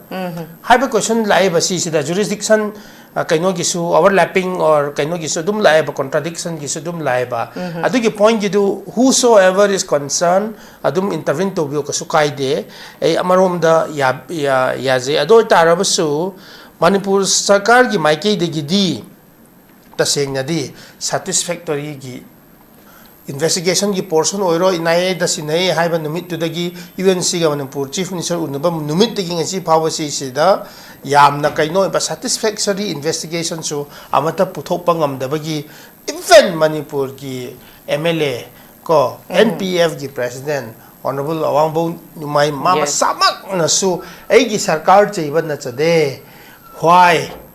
Manipur police investigation tat ka do ba or kaino chat ka do ba NIA sing na victim first hand dagi magi family phaminaba mi sing phau examine to ki da no ngasi phau ba si sida haina pen de ba phung do eba that means yamna basic minimum oiriba manipur police na to da ba gi maram oiduna akhoi praja mayam sing se saw ne ba praja mayam saw ba se maram chadra di phubio force da namthabio ki su kai de ba government should think whether praja na hojik thadok piganu haiba se me to hatlo haiba natabanina it is there but provided status whether they are dead or alive khangbiu haiba se if government is not accountable in that sipa we see sida manipur sarkar na satisfactory pi dengai phawadi okay fazana sinaramo thama chahiyama or kainogi let government of manipur provide some kind of relief materials oza MEIBON manipur sarkar na yamna concern oitara di edugi trauma ri dead bodies do sorry hostage do chagin sang thabi do na fazana sinaram bio ka sukai de ba ko means if they know it very well ado itare fazana kind of relief material kha thabiraga support video bo mitiram mari gi chana ba gi do so that som gi kuki sing na su their 14 lives are still alive have to khang ba hojik di whereas khang de ba mo po do NIA na hojik investigate to ki ba po do kem kuina khoi ngai ga do no adum ngai ki ye hai tar ba su praja gi sentiment hai ba se khara yingba mathau tai why I am saying this because the people of Konsahul and the people of this thing adwai gi leiriba naga gi population mayam sing they are not feeling secure anymore next moina to go do se lanchen ga do ba adu dagi chelaga masagi lam masagi khundu thado ga infal dara or anak pa khunda IVP oina muka chen ba ta ba so adu di isagi lamda ei freely dum lebangam daga di haina they will take up arms again adu di nomai da muka pa khum pinara ka do ba khatangai re ba hojik se adu di government na seriousness se ketang ying biba mathau tai ba so on this matter ta seng na di ad na sai hai ne manipur government na hojik phau ba si da focus to ki ba pot se yamna hoi to da ba na te toi seriousness so to da ban te toi adoi tar ba so prajana satisfactory later ba pot se even honorable MLA masamak phau ko ruling MLA da yaw masamak phau pendra kan sida manipur government maru ina manipur police investigating agency need to improve moi masamak se effort se ketang piraga praja mayam gi basic minimum praja na thaja ba yaba mawong da leiningai maram di praja na law se pai dingi mamang sida police na law se phajada pai biu hai bane da let the people trust in the system praja mayam na police da manipur sarkar da thajaba yana na ba gi damakta manipur sarkar ru liu hai bane ba when people don't kari praja na manipur sarkar bu thajadra akan sida mistrust leir akan sida how can they depend on the government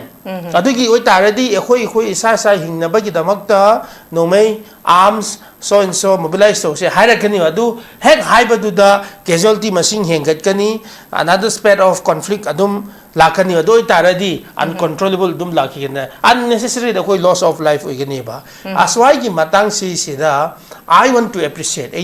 those in inge maru ina naga gi chini naw sing moi gi tolerance moi gi patience ko moi gi maturity ngasi phau ba si sida maturely handle to ba se adi yam appreciate to ninge ba because hojik safe oidre secure oidre ba dwai gi jaga du da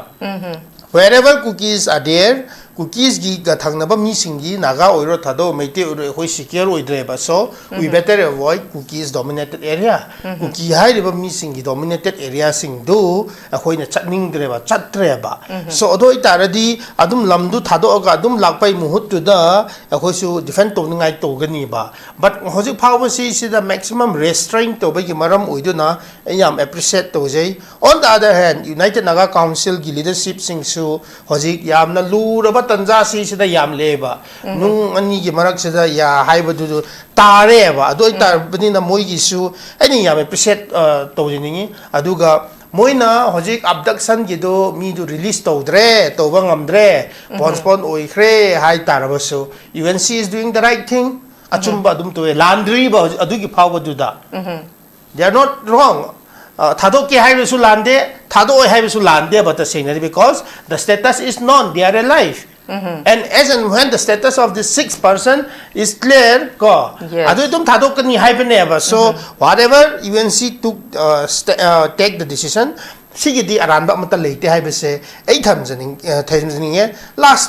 last ki point is that Manipur government oiro Bharat Sarkar oiro animak se appeasement policy the work to weba kanagi appeasement policy no kuki gi appeasement policy no why Manipur Sarkar na district anoba create to sisu kuki gi appeasement policy ne ba Manipur Sarkar na suspension of operation to hiwa sisu kuki gi appeasement policy ne ba adu hojik adu itaradi kamanya no hai di explain to already yam sang na changani du yam tentak na hai jege soi kari gi no adu da gi ne ba Bharat Sarkar na su gi khothang se sida proxy war dum to hi bane ba yare phare but state gi se sida leadership leadership sing sina si bhab ta ba mathau tai ba until and unless sigi mechanism se state gi leadership sing sina akoi na bhab ta ringai phau ba se sida there will be lots of killing, there will be lots of violence. Sira kansida kanasi civilian ne. Guwahati da leiriba Manipur macha, a proud Manipuri, living working in Guwahati. Ko angang singi kainogi cultural rituals to de yadawi thamanga subgi lakke hain haraw na la kansida Manipur se magi damakta siba gi mafam oikhre ba ima lebak oidre ba magi damakta angang ni le hidre ba trong lawbi du da aduga thado gi pastor su yengse ba moi gi meeting chatla kan da hala kan sida ani mak se sire ba ahan su oikhre pastor su oire reverend su oikhre ba maran leje da ba maran su leje da ba kaino gi ngarang gi su truck driver ama amuka siye ba smai na mi se adum siraba aduga killing se adum leba tara di indigenous people mayam ekoi mayam sing se existential crisis threat la kan se da Manipur government na no shi had manle hai gadra hai ba yaroi ba just see in the last 3-4 months how many people have died. Yes. Adu nahandu ambush da hum sire adu gi thodok gi matung du da chiru gi ama chin na ma sire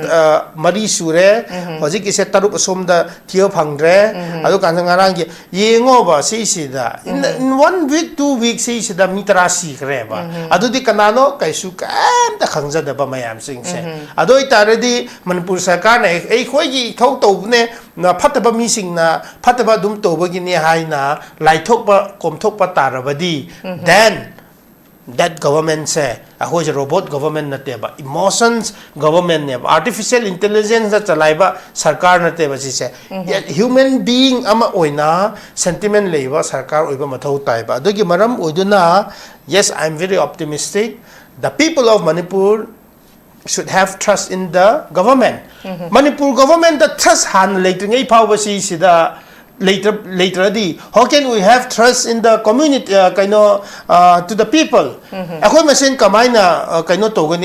meitai na di akoi sopi batara di hat piro tara badi meitai gi mi tohiba anybody from that meitai duma du jail da chatkani haituna prajana thajaba oiradi when we trust that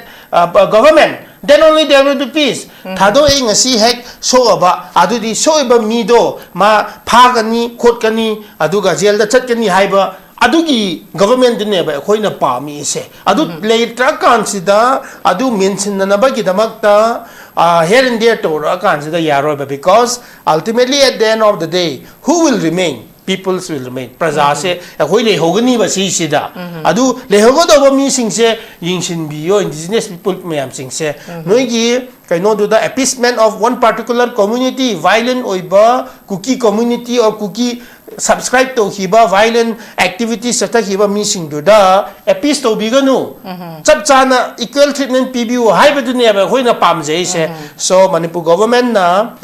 leiviba zati kontrat tarup se yanade haiba sisu ekaya yaningde we are all khoi yanai lo yanai to godabu moi sarkar du government do hana thajaba yaba fivamda mistrust between people and the government se han lo thok piyoba then everything will fall in line now adu leitabagi Manipur police na law pai bangam dabagi Manipur sarkar na law pai bangam dabagi praja na law pai ra kan sida misi mi hat se mayam jing se tholak pa ne ba so I want the government to improve a strong government so that everybody, all citizens of Manipur can rely on that government. Adu da trust over numit to the Manipur the Santi halakani ba. Eight mind tamjage. Okay, thank you very much. I ozami bon the lak jage.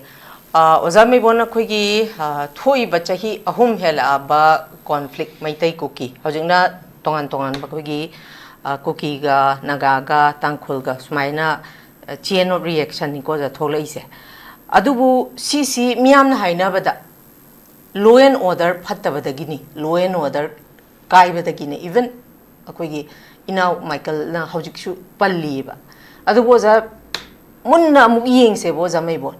law and order se ngak na bagi damakta akoida sufficient oiba akoigi agency tongan be agency BSF leire Assam Rifles leire paramilitary forces leire aduga state force da 40,000 hena laigreba punna 1 lakh hena akoigi leibak se ngakna ba law and order se ngakna ba se laigreba asuk yamna lakh ama hena lairaba law enforcement agency more than 1 lakh lairaba leibak pikraba Manipur sida lakh kunthraga humdoi mari khak laiba state akoigi pikraba state sida law enforcement agency more than 1 lakh lairaba sida bu law and order se ozamai bon ngake haragadi nahana ngakrani ba taseng harkanda yengurkanda ozamai bon sidi law and order gi law and order phattabagi thokpa irang man de ba law and order control tawba ngamdagi irang man silaktreba kaigino haiba matamda control tawge haragadi hairiba khoigi law enforcement agency more than 1 lakh leisina nahana control tawgrani ba adugi mathakta athuba matamda khoigi cobra commando gi battalion ani thajalaka dawre su mu hairim ne uja adui batagadi uja masi law and order phattabagi issue adum oidoribra natragana masi khoigi India laingakna already frame tawgraba law phajana already design tawgraba amakha tawdaba yadabagi adumak thollaga conflict moi masen ethnic class se dum thoksadana ka angamba dum panjara sano haibagi pot amakha manbagi mamim khak oja yam chauna tare ngasai gi proxy war gi matang aduga cookie sing appease tawba ngasai unnatural growth hengalappasu cookie ngakani machi matang da su dumak adugo sugi matang da su appeasement se moiga dum tawribanina oja si matang je oja ge ba mo che kari kaman thami mache akoina hoji ki wahang da akoina thamdaning badi han hamada Manipur se law and order lei law and order di lei law and order kana sinari kana machi law and order se kana salai do no hai ba se salai ga de mi se lei da ba yes law di lei ba ko yes state am lei ni law di compulsory lei ni law di order tawda bane hoja law di mo lei adu law si na ga da ba kana no si na ga da mi di lei tre ba lei tre hai di si na ga da mi sing si na drabnina lei ta ba sab mane aduna hojik lei da si law kana pai government pai government kana no lei riba hoji sason to riba Manipur gi represent oriba MLA sing sin law si salai da ne ba masi lakpam tam sida Manipur sida hoji thori ba puna se law pai da ba law implement to da ba law season da ba law order control to da ba puna mak to da mi duna thol ba irang oi ba na law order lei ta ne ba ko asing budi law order control to da ba mi sing aduna high ba problem secret to ne ba ko aduna ni hoji law order Manipur da lei ta ko sab anai se moina ji tholam dra ba मोई अपाम लो order से मणिपुर लेरिबा सी Moina वखलोंदा Moina idea मोई hidden agenda दा तौरगा थोहलमद्रबा अथुवा मतमदा लो order control तौखिगनेबको अदुना Moina सेमबा लीला ओइबनिना Moina सेमलिबा drama ओइरबनिना मधु drama दु लोइद्रि फाउदी सनाखिबा ताबनी पुंसिंग तादि फाउ सनाखिगनी Moina अदुना मसी drama सि लुसिनबरि कनाना no मतमजा होजिक हाइरिबा लो पाइबा group तो अजुनने अइना example मक पीजेगे मसी लो इमतांदा होजिक MLA अमना हन होजिकी लेरन बे फेद मांग कोनसा कुंगी किनेप तोखिबा तरुक अदु किनेप तोखिबगी मरमदा एमएलए मना हाइरी को खोइगी तमैगी एमएलए ना सुम ममिंग सुम हाइजरगे ऑनरेबल एमएलए एनपीएफ की प्रेसिडेंट ओइरिबा स्टेट यूनिट की प्रेसिडेंट ओइरिबा माना हाई बसे मुतक सुमाय हायबको आई गवर्नमेंट बु साव नते गवर्नमेंट बु पेन दब नते सिक्योरिटी बु अइना पेन दे मतम चाना लाक्सिन दे मतम चाना एक्शन लौबी दे हायबको अदु मसानेबा मारे रो चलाई लिबनेबा एमएलए हेजु लो चलाई दिनी अबेदी गवर्नमेंट ना ऑर्डर तो दबा मफम अजुदा सिक्योरिटी कराई सकेबा yes very true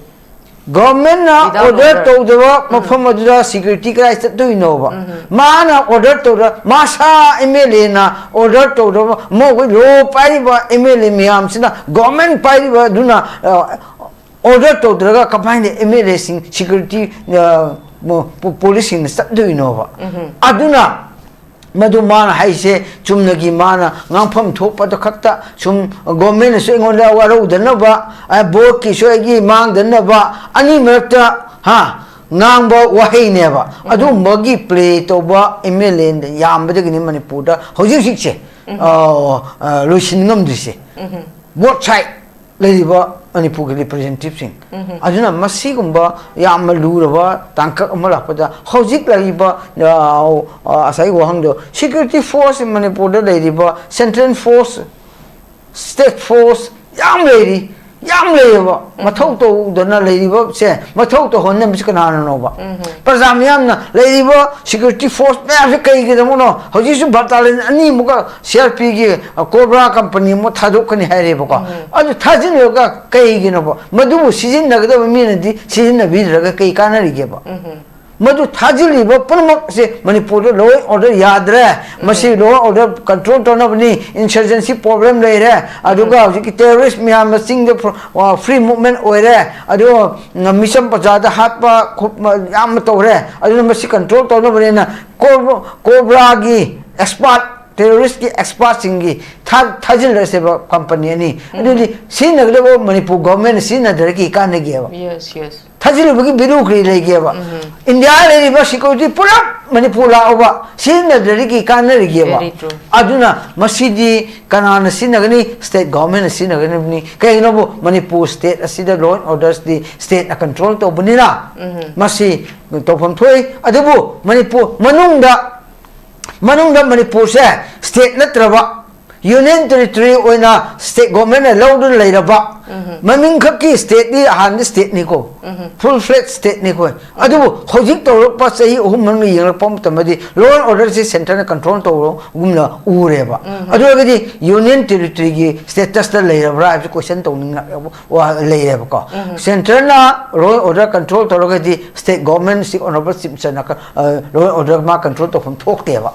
को म चुमेबा मा का इस्तो दिसे यूनियन टेरिटरी स्टेटस लेरदि चुमे full fledged state amagi chief minister mo oragadi law and orders di state na state subject ni aduna masi state na to gudo bokpo ni central na thak pas security pama sa state ki honor chief minister head tuna madu sin na gada bane bako madu season na biya de ekhoi na khoi thara su chumne gi tharak pani chumne gi tharak pani na khoi law and order di khoi na control khoi na high default law and order ki control to biya roi high le gadi madu gumbu union territory status lai ba hai ko ajuna masi lapom tam masi mai lapom tam da ina mo question hangni ba makak le ai hang ki hojik leiriba situation asidi yamraba luraba tankak ama larabani hojik United Naga Council ngasi thadokni thadok na tawraba matam asida masi kumba timing ama lapam tamda akhoi Naga ki MLA sing da ina ta haije gi ba ko Naga ki MLA sing na khoina represent tori bi kana gi represent no ba kam community gi represent no ba okhrum net represent tori ba ahum sanapati de tori ba ahum adu kana gi tammerong de gi represent tori ba ahum chanden de gi tori ba asikumba punama Nagagi ay top the higher regaba Nagagi MLA sing na khoigi asiki liba high community so pa na khoigi opinion people ngamda basi kai gino yes alor ni noina Nagagi MLA urubagi ke atha thoke ba na khoi bukana parjana thaja gade ge ba na khoi noi kara kanda na khoi MLA ora kanda ai khoigi parja gi dong ta wa ngang bi gani thaja bagam gi Tagat even at Raba. A single Maduraba, Zati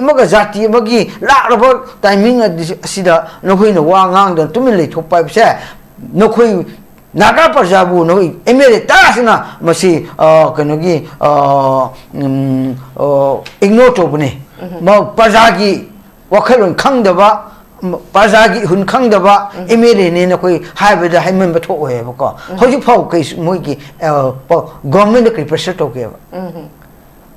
Chumnagi MLA ama Nagagi MLA charaga simsago wise na no adunate no koi action do neba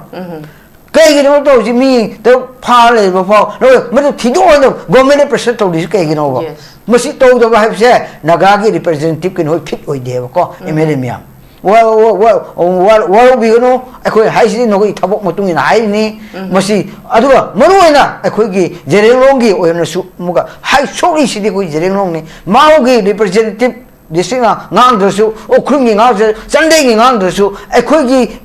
jerelong gi MLA representative hum ni ki dori ya ba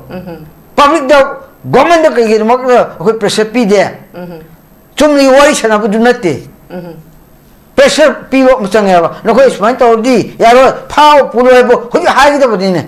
putho hoina to ki mi hap do putho do phaki buding phabiu habi moi MLA sina akanna moi pressure lepa natade ko miyangi for da ko lekuni na habiu ba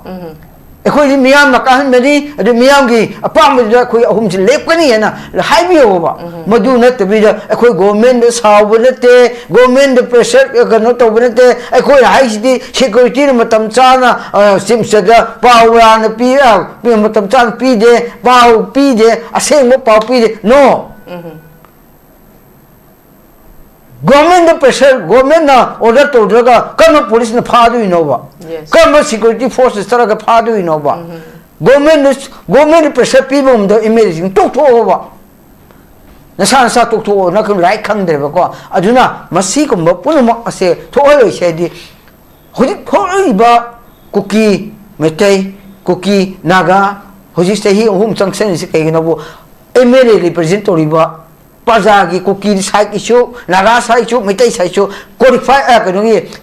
fit with the Vagineva. No Miamsa, rule the way the Vagi, no Miamsina, Patana, control to the law orderings in the Vagi, no not talk hung the Vagi, I see talk in never call, Masi Paza Wali said no queen never. Paza no 1 minute ever, no queen of Paza Waleva, law order control to Bungamdre, Jati, no talk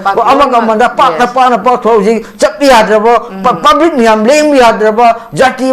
Maga, Unabi Adaba, Tony Promotion, no represent Tobusina, Pit with the way I don't hijig. Okay. Yam Chumba Wapamne, Oza MEIBON, the saying Harakan the Masi Nagagi, representative Haktanate, Hosi Laybak, Lengaxi, Pai by the Yauri representative, Kuting Makjap equally. Makoi miyam gi dam ta kari su khande ha basi madi uza MEIBON yam mai ek cheng na tar ba mami am khakni tronglaw wi gi incident da thoi du khoi maitai gi khoi kana bu asi bhang ba jakhi ge ne handak kaino gi da khoi gi thadau leader lai gi da bada si je da lak pa da khoi asi bhang ba chale aduga akhoi gi ꯖꯤꯔꯤꯗ ꯊꯣꯛꯈꯤꯕ ꯊꯧꯗꯣꯛꯀꯤ ꯃꯇꯝꯗ ꯊꯣꯛꯈ꯭ꯔꯤꯕ ꯑꯗꯨꯒꯤ ꯂꯤꯟꯊꯣꯏ ꯉꯥꯟꯕꯤ ꯍꯦꯃꯥꯟꯖꯤꯠ ꯅꯣꯡꯃꯥꯟꯖꯤꯠ ꯃꯌꯥꯝ ꯂꯩꯈꯤꯗꯕꯁꯤ ꯃꯩꯇꯩ ꯑꯁꯨꯛꯌꯥꯝꯅ ꯂꯩꯈꯤꯗꯕꯗꯁꯨ ꯃꯩꯇꯩꯒꯤ MLA ꯁꯤꯡꯗꯁꯨ ꯃꯈꯣꯏꯒꯤ ꯃꯊꯃꯣꯏꯗ ꯐꯥꯎꯗ꯭ꯔꯦꯕ ꯑꯣꯖꯥ ꯅꯥꯒꯥꯒꯤ MLAꯗ ꯐꯥꯎꯗꯕ ꯁꯨꯃꯥꯏꯅ ꯀꯨꯀꯤꯒꯤ MLAꯗꯁꯨ ꯑꯗꯨꯝ ꯃꯈꯣꯏꯒꯤꯗꯤ ꯃꯈꯣꯏꯒꯤ ꯁ꯭ꯇꯦꯟꯁꯦ ꯁꯦꯄꯔꯦꯠ ꯑꯦꯗꯃꯤꯅꯤꯁꯇ꯭ꯔꯦꯁꯟ ꯅꯠꯇ꯭ꯔꯒ ꯌꯨꯅꯤꯌꯟ ꯇꯦꯔꯤꯇꯔꯤ ꯍꯥꯏꯕꯁꯤ ꯃꯈꯣꯏꯒꯤꯗꯤ ꯁ꯭ꯇꯦꯟꯁꯦ ꯑꯗꯨꯝ ꯍꯣꯡꯗꯗꯅ ꯂꯩꯔꯦꯕ ꯁꯤꯅꯦꯕ ꯑꯣꯖꯥ ꯑꯗꯨꯅ ꯃꯁꯤꯗꯤ ꯑꯩꯈꯣꯏ ꯂꯩꯔꯤꯕ ꯑꯩꯈꯣꯏ ꯚꯣꯇꯔꯁꯤꯡꯅ ꯃꯈꯣꯏꯁꯤꯗꯤ ꯑꯩꯈꯣꯏꯅ ꯄꯔꯥ ꯇꯝꯕꯤꯕ ꯅꯠꯇꯅ ꯎꯄꯥꯏ ꯁꯨꯡꯂꯩ ꯂꯩꯔꯔꯣꯏꯕ ꯄꯔꯥ ꯇꯝꯕꯤꯒꯗꯕ ꯑꯩꯈꯣꯏꯁꯤꯁꯨ ꯑꯗꯨꯃꯛ ꯑꯩꯒꯤ ꯈꯨꯗꯣꯡꯆꯥꯕ ꯈꯔꯒꯤꯗꯃꯛꯇ ꯑꯗꯨꯝ ꯄꯣꯂꯤꯇꯤꯁꯥꯏꯖ ꯇꯧꯔꯒ ꯑꯗꯨꯝ ꯆꯠꯂꯕꯅꯤꯅ ꯆꯍꯤ ꯈꯔꯒꯤ ꯃꯇꯨꯡꯗ ꯂꯩꯔꯤꯕ ꯌꯦꯜꯍꯧꯃꯤ ꯑꯩꯈꯣꯏ ꯐꯨꯔꯨꯞꯁꯤꯡꯁꯦ ꯑꯣꯖꯥ ꯃꯨꯠꯈꯤꯒꯗ꯭ꯔꯥ ꯃꯥꯡꯈꯤꯒꯗ꯭ꯔꯥ ꯑꯦꯛꯁꯇꯤꯡ ꯇꯧꯈꯤꯒꯗ꯭ꯔꯥ ꯍꯥꯏꯕꯒꯤ ꯑꯀꯤꯕ ꯁꯤ ꯇꯨꯖꯨꯡꯕꯁꯤ ꯑꯗꯨꯝ ꯂꯩ ꯁꯤꯒꯤ ꯐꯤꯕꯝꯁꯤꯗ ꯂꯩꯔꯒꯗꯤ ꯃꯇꯝ ꯈꯔꯒꯤ ꯃꯇꯨꯡꯗ ꯑꯩꯈꯣꯏ ꯗꯤꯂꯤꯃꯤꯇꯦꯁꯟ ꯇꯧꯕꯗ ꯑꯩꯈꯣꯏ ꯃꯇꯝꯒꯤ ꯃꯇꯨꯡ ꯏꯟꯅ ꯁꯤꯠ ꯑꯗꯨꯝ ꯃꯥꯡꯉꯛꯀꯗꯣꯏꯅꯦ ꯑꯣꯖꯥ ꯁꯤꯗ ꯑꯩꯈꯣꯏꯁꯦ ꯃꯨꯠꯂꯣꯏ ꯍꯥꯏꯅꯤꯡꯉꯥꯏ ꯂꯩꯇꯦꯕ ꯊꯦꯡꯛ ꯌꯨ ꯚꯦꯔꯤ ꯃꯆ ꯊꯥꯒꯠꯆꯔꯤ ꯂꯣꯏꯁꯤꯜꯂꯛꯄꯗ ꯑꯩ ꯀꯩꯅꯣꯗ ꯂꯥꯛꯆꯒꯦ ꯃꯥꯏꯀꯦꯜꯗ ꯂꯥꯛꯆꯒꯦ ꯃꯥꯏꯀꯦꯜ ꯉꯁꯤꯃꯛ ꯄꯨꯈꯠꯆꯔꯤꯕ ꯇꯣꯄꯤꯛꯁꯤ ꯃꯁꯤ ꯀꯔꯤꯒ ꯃꯔꯤ ꯂꯩꯅꯒꯦ ꯍꯥꯏ ꯀꯥꯟꯗ ꯇꯥꯡ 18 ꯃꯦꯒꯤ ꯇꯥꯡ 18 ꯊꯥꯗꯧ ꯆꯔꯆ ꯂꯤꯗꯔ 3 ꯂꯩꯈꯤꯗꯕꯁꯤꯒ ꯃꯔꯤ ꯂꯩꯅꯕ ꯇꯣꯄꯤꯛꯅꯦꯕ ꯍꯥꯏꯕꯗꯤ ꯃꯗꯨꯗ ꯊꯣꯛꯈꯤꯕ ꯏꯟꯁꯤꯗꯦꯟꯗꯨꯒ ꯃꯔꯤ ꯂꯩꯅꯅ ꯄꯦꯟꯗꯕꯗꯒꯤ ꯀꯤꯗꯅꯦꯞ ꯇꯧꯅꯕ ꯍꯣꯁꯇꯦꯖ ꯐꯥꯖꯟꯅꯔꯒ ꯊꯝꯅꯈꯤꯕꯗꯒꯤ ꯊꯣꯛꯏꯕ इशूनेबा ngasiगीसे अदुबु माइकल दैना लाक्सनिंगीसे ngасai अखोगी ओजा शांतनसु हाइबिरमबदो 1951 गी मतुंगदा चंगखिबा कोकी सिंगसी अदुगा 2004 सी दलाइबा मयाम सी मखोइदा लेंगांगने एपीस तौबा अखोगी लमसु ngakpa adagi huranbasu tanthokpa khotpa na khoi oja Shantana मा थंबिरमिदना सुमाइन तौदना आइना माइकल दा लाक्सनिंगी सी ngасagi थादौगा कुकीगसे कल्चरल ट्रेड चकचा याथक फिजे चकचा लोइनमक मानयेबा अदुमकपु हारिबा डेट 13 गी इंसिडेंट द थोइदो कोटलैंड अमदी कोजिम गी द थोइदी कांगपोकपी डिस्ट्रिक्ट की मनुंगदा मदुदा करम्बा जातिना हेना डोमिनेंट ओइना तागे हाबसी मियामना खंगेबा अदुना मरम ओइरकांदा ngасai कल्चरल ट्रेड मानरुबा चकचा याथक मानरुबा फिजे चकचा लोइनमक मानरुबदुना मरम ओइरकांदा मफमदुदा कनाना हेना डोमिनेंट ओइना तागे हाबसिदा हारिबा चर्च लीडर अहुमजी कनाना हातपनो कनाना एम्बुश तौबनो हाइबसि मतांगसिदसु अदुमक मियामना मसी हारिबा थादौ हाइसि कुकीनी थादौ हाइसि कुकीनी हारिबा थादौ चर्च लीडर अहुमसिदे अटैक तौरसि कुकीननी हाइबा वाफमसि माइकल मियामना दुम थमनबा वाफमनिको सिगी मतांगसिदा माइकल की मतांग द करी माइकल ना करी क्लैरिफिकेशन थम्बिनिंगी हाबदी सिगी मतांग सी करी हाइनी माइकल ना एस थादौ लीडर ओइदना स्टिल नॉरिस विंडो की ngasi स्टूडियो द फमगा थादौ सी कुकी नते हाइदना हारगसु कनागुम्बा मियोय खरनदी माइकल लमजाथांग सी कांगध लिन चंगबगुम्बनी हाइब स्टेटमेंट जु दुम थम्मीबा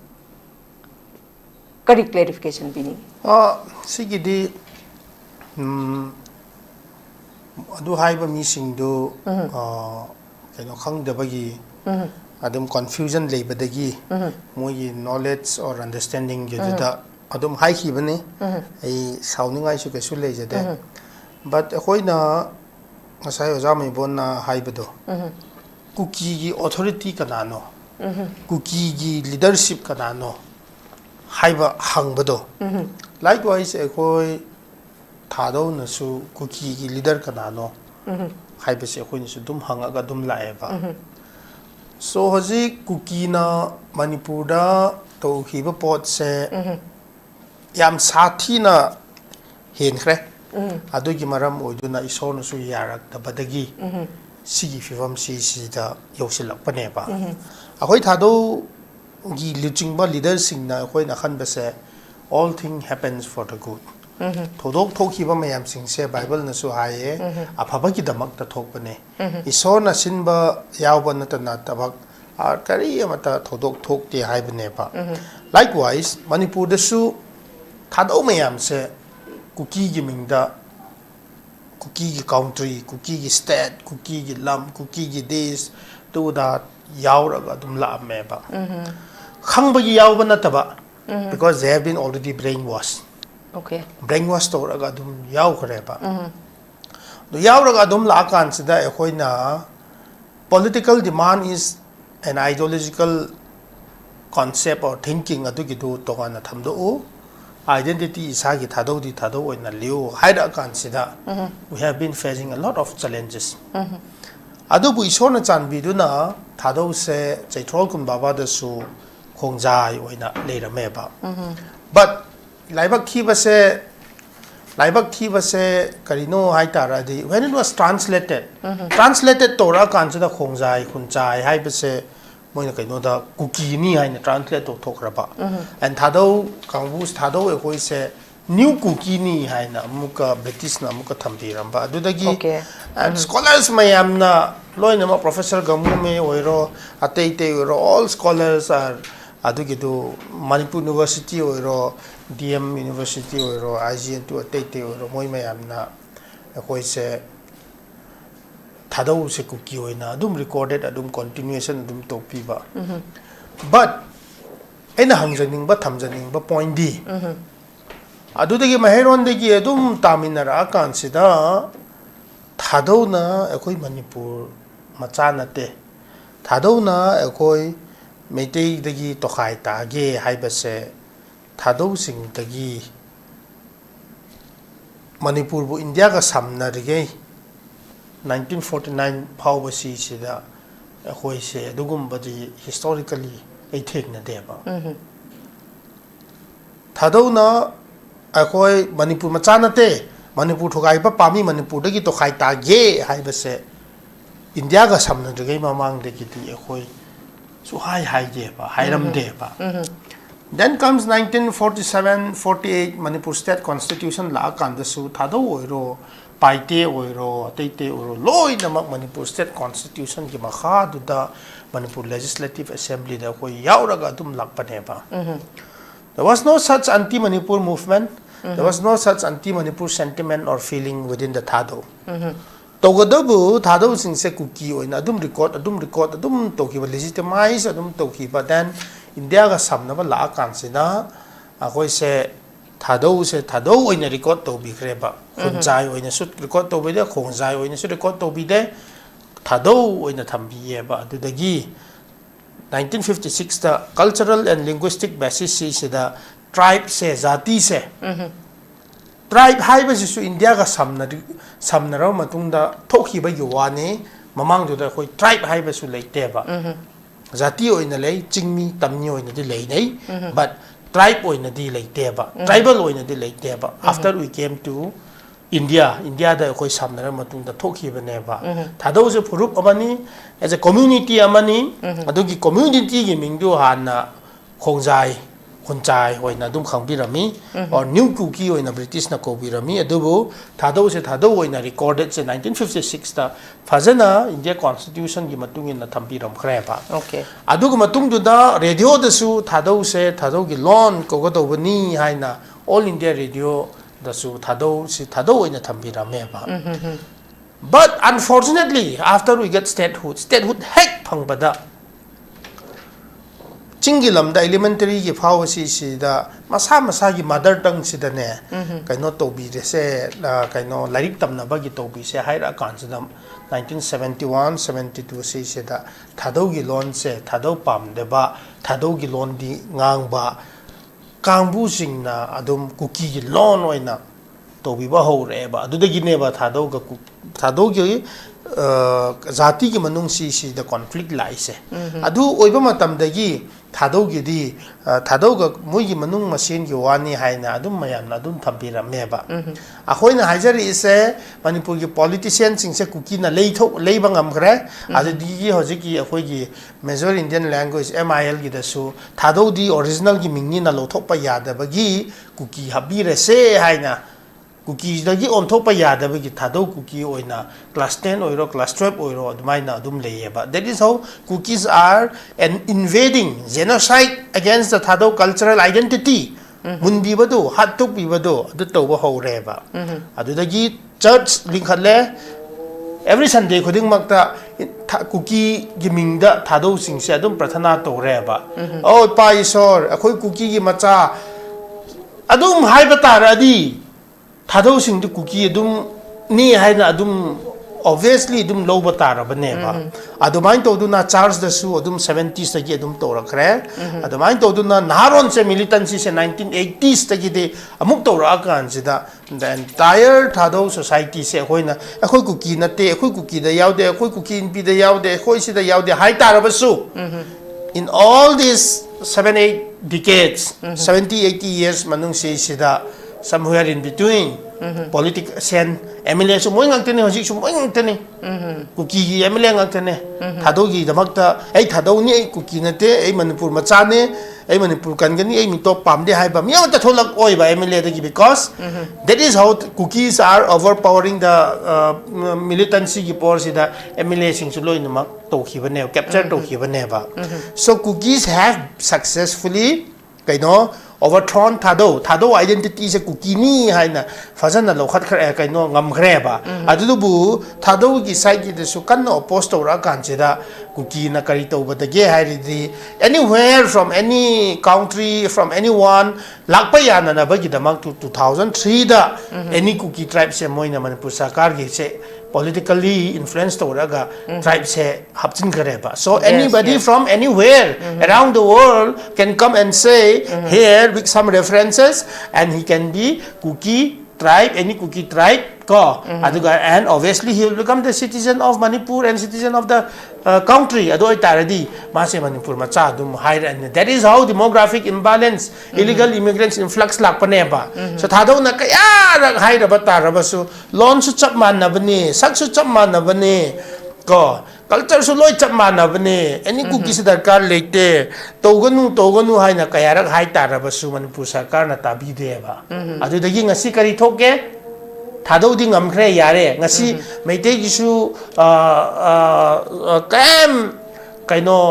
lan bangam dana leira kanjana meite ju victim ama tare cookie supremacists ke se likewise naga gisu cookie supremacists ge victim tare ba naga de su kari toge tanghu specific ne litan hair tara basu hojik se lengmai specific ne hai tara su senapati room adum lae ba so that in that way cookie gi supremacists gi tori ba pot mayam sing se khoi thado sing na hanjin hai tara basu ma ho kip ne ma sen ne moi ma sen hai ba adum hai ba aina hangning ba point di cookie wants to kaino segregate people so when thado su cookie su thado ni hai ra kanjana oja meibon oiro julia oiro atete oiro you are agent of cookie na khwai gi pam ba do ne ba thado su cookie ne chume mar su cookie ne paite su cookie ne everybody is cookie ni cookie gi ming da hat pa ne cookie natana kanam ta na khang de haira kan sida cookie sing harawe ba adu gi michael su cookie ne cookie su thado su cookie ne dum hai tarabadi the intention of those who say that statement say karino what benefits do they get out of that kari benefit phang bagya moi instead moi na khang ga do pot amale they are agent of cookie because cookie na khwai de gi taning bado thado su cookie ne vai phei su that cookie ne loi na mak cookie ni hai na cookie na pa me ba so other way round the hai tara di those people mayam adu hangi ba hai bi mi mayam sing do moi na complexity se khang da ba gi maram oduna hai ba ne ba hai ra kan da that benefits the cookies cookie se yam tong khre ba adu ta dro noi na hanjin hai ba wa ne mete na cookie nate hai na khaidok pi pra dum har kani se lao cookie da lao hai na supremacist kangbu gi kaino du da moi mayam sing se hoina changsil hal e ba so lakchining ba point di any cookie tribe gi maram oiduna thado gi loan leina moina to hi ba pot ne ba so ngasi gi cookie gi phi su leite cookie gi loan su leite cookie gi oina distinct culture leite ba atri phare cookie se umbrella ne mayam pun ba gi ne naga na tang khei singse cookie ni hai tara badi marju cookie ni hai bra moi so hai de paiten ai cookie ni hai bra hai de zo na ai cookie ni hai bra hai de ko simten ai cookie ni hai bra hai de mizo na cookie ni hybra haide adudi umbrella duni hai tare di kana yau pudige even thado phau na hui cookie ni te haira kansa in that umbrella who are they hybra duni aba so 36 communities 34 recognized tribe including any cookie tribe adu plus Meitei ga pangan adu kontra tarup ne ba ko para se ba kontra tarup manung du da cookie se kana no hai be se hana identify to ba mathau tai ba hana mathau to e ba akhoi na khatna ri ba cookie se kari ra hai be se khang ba mathau tai ba adu gi cookie du idea ni mar macha ma da gi wifi macha ma da gi kan simte gangte macha ma da gi ai su cookie len pame cookie country pame cookie ideology ai hai ra di cookie in da yaw gani ke so da yaw gani adu ning ba chat pa mi sing individual kangu sing do cookie ne ba hojik ki oina as such distinct identity cultural identity lons adu da label sing di cookie oina di leite ba so the people of Manipur should understand with whom we are fighting sigi hojik ekhoi na thengya ri ba sigi pot se khoi khangba ma thau tai ba example hojik yam kan na to hi ba honorable deputy chief minister nem chakip gen yes ma she speaks THADOU and she obtained THADOU certificate but ma se ai cookie ni hai na cookie gi damak ta cookie gi separate administration tandro yes aduri ma by virtue cookie du mo ye ba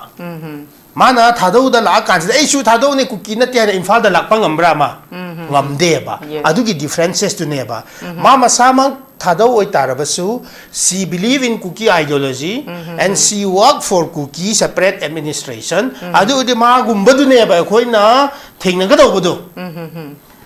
akhoi gumba THADOU cookie na te hai ba meite ga su yana ba naga ga su yana ba atei te lo yana ba peaceful coexistence pamba violence pamda ba non violence resolution pamba misunderstanding le taraba su by talks dialogue da pamba akhoi gumba di THADOU ni hai na dum pa bi yo ba so last point da in thamjaning ba point di akhoi na khatna ri ba cookie se meite ga su khat nai cookie se tangkhun ga su khat nai cookie se lyangmai ga su cookie se THADOU ga su cookie se apun ba naga ga su khat nai loi khat na re ba adu di cookie is always the problem adu ki cookie do kari no hai se mira sara karira wild animal anything ra or karira hai be se khoi ne kup na thira kan se da THADOU sing na si idea amani kari idea no Manipur thugai ba pamba anti Manipur idea ni separate administration pamba kangkong chai halaga mogi personally dominate to ning ba yi idea ma separatist ideology kambu du ni hai je khoi na conclude to hi bane ba adu dagi THADOU mayam se tholo karai dagi cookie ideology du dum changanu adu gi du da mayam to ba tare noi sigani kai do ngai da Manipur su kai roi kai do ngai da noi Manipur kai no noi gi separate administration separatist ideology du fulfill su oi roi tholo hello Manipur da leiri ba mayam hei ron dagi khoi dum leimin naga do bani hai na THADOU mayam sing se khoi na pusila kan se da when they come back as a THADOU then only restoration can happen now yengo sarkar na si cookie se appeasement kaya mu to hibra Manipur government did not even wants to acknowledge that the 3 pastors who have been ambushed and who have been attacked terror attack the Sikh-bado THADOU gi pastor ne THADOU gi church leader ni haina Manipur sarkar na amata ngasi phawada acknowledge to be ning de ba aina challenge amuka to ge ba phumba matam du da akhoi dead body politics to de ba THADOU di very clear THADOU pastor ne magi funeral service du THADOU church na to hibne cookie church amata yaude program su yingbiyo aduga 13 ki dumit da si hibne 14 da postmortem to 15 da khoi na thamdok hibne ba akhoi dead body politics su thaude phumdo pos cookie na to de THADOU pastor sina phajana to wi adu khang na ngasi phawba si sida kari no ba THADOU gi pastor ne THADOU gi mi ni hai na acknowledge to be ning ba why are they appeasing because they are in cookie dominated areas cookie gi supremacist extremist militancy gi dominated area da taba da gi maram uiduna appeasement policy adum to raba taraba di facts gumba mayam adum conceal to raba taraba di Manipur da shanti sukhan hal oi ba aroi ba da ngasi gi topic ga mari leina na UNC sina phajana moigi standpoint se phajana thamgadobane ba Yes. UNC should say ekhoi di clearly thadok pangamoy until and unless the status of these six are Yes, known yes, yes. ekhoi ngamoi haigadobane ba moina hobadagi hai hodabagi ngasi phawasi da mayam sing se sawbane ba or moina deadline kaya pi khrage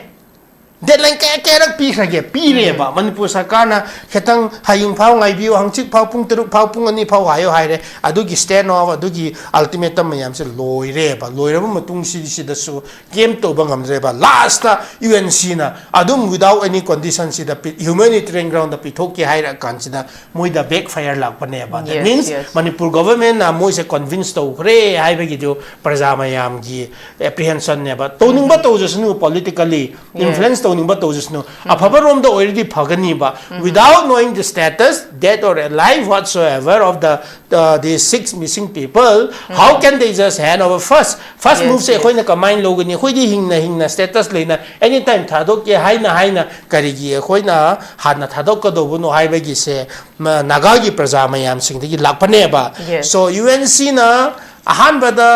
clearly thamgado bane ba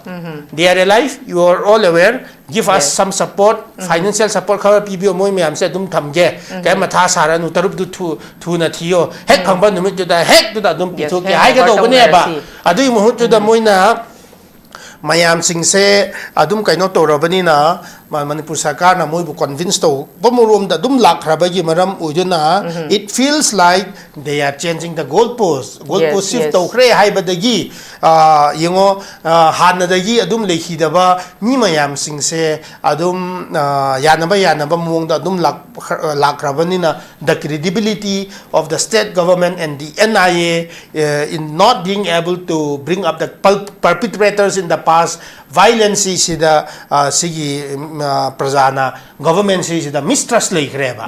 people started having the Naga people don't have trust in the government Yes, mistrust yes. like reba government ga Naga gi marang sida mistrust like ba dagi maram oiduna sigi se thodok ke thoki bane whatever UNC na pira roy hairabasu chumi bigani haisu chumi whatever steps UNC take at this point in time egi personal gi mood gi oinadi achumbani haini di ei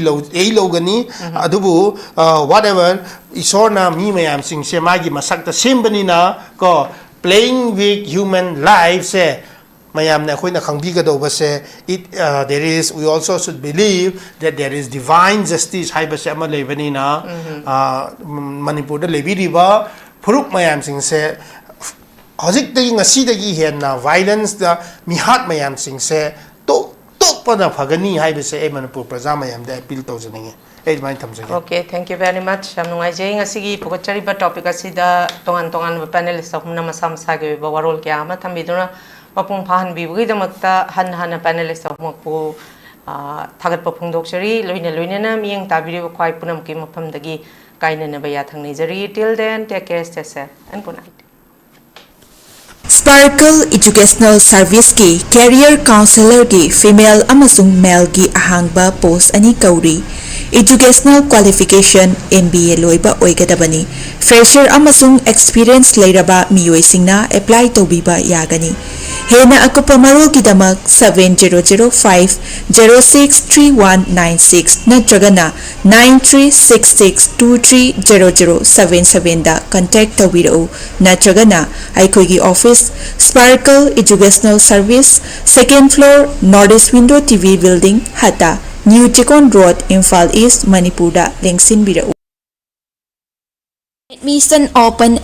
open. National Institute of Electronics and Information Technology NELIT Imphal-gi tongan ba course singi admission haujari chahi amagi PGDCA chahi anigi MCA MTech AI and ML MSc IT MSc Bioinformatics yauna 2026-2027 session gidamak chahi marigi BCA BSc Computer Science BTech AI and ML amasung chahi ahungi Diploma Engineering da ming chananaba registration toba yaragani PGDCA, MCA, MTech, AI and ML, MSc IT, MSc Bioinformatics की ओइना registration तौबगी अरोइबा नुमित लालिबा जून गी तारीख 12 नि entrance test ना जून गी तारीख 13 फांगथोकनी BCA, BSc Computer Science, BTech AI and ML गी registration तौबगी अरोइबा नुमित ना Maggi तांग कुन्नी entrance test ना मेगी तारीख 13 दा फांगथोकनी नुपा मचा अमसुंग नुपी मसागी hostel की खुदोंग चाबसु पिजरी SC अमसुंग ST महिरोइ सिंगी tuition fee free ओइजगनी पिजरीबा QR code asida scan तौरगा online registration तौबसु यागनी अकुपा मरोगिदमक mobile number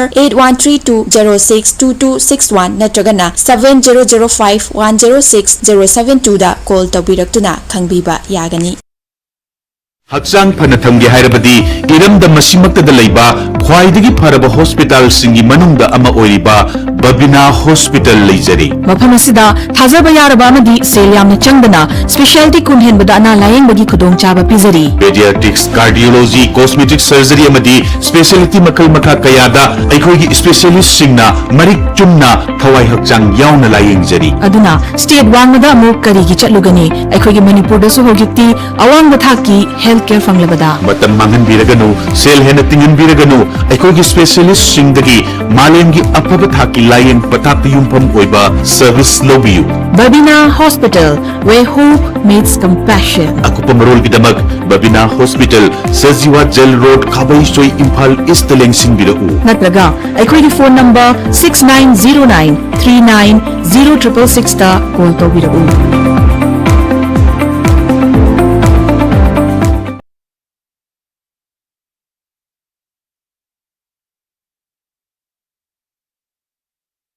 Northeast Window Meaning Tabiriba Mayam Punamakpu Taramna Okjari Hauzik Mapalamgi Tabaki Pau Pijari Ahanbada Atubagi Oina Dubai Warehouse Worker Gi Tabak Gauri Hairiba Tabak Asi Apply to Biningba Miyosina Presentable and Good Communication Skill Leibetanatana Masagi Chahi Kunmatoi Dagina Kuntrataret Paubada Leiba Oibigadavani Hairiba Tabak Asigi Pizariba Kudong Chabasing Adudi Per day 12 hours duty hours oijagani per week ta 6 days duty oijagani 2 years work visa pijagani loinana accommodation and transportation pija batanatana medical and insurance su pijagani hairiba thabak asigi thagi oiba salary lising kuntare tagi haujagani ani subada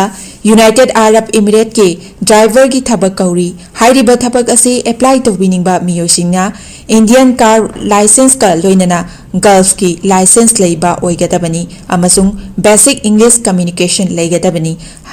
Hairiba thabak asigi Indian license paibiba miyoisingi thagi oiba salary di lising yankhaidagi haujagani Gulf license paiba miyoisingi thagi oiba salary lising yankhai mangadagi haujagani ahum subada Beharan Water Park ki female retail staff tara kauri hairiba thabak asi apply to biningba miyoisingna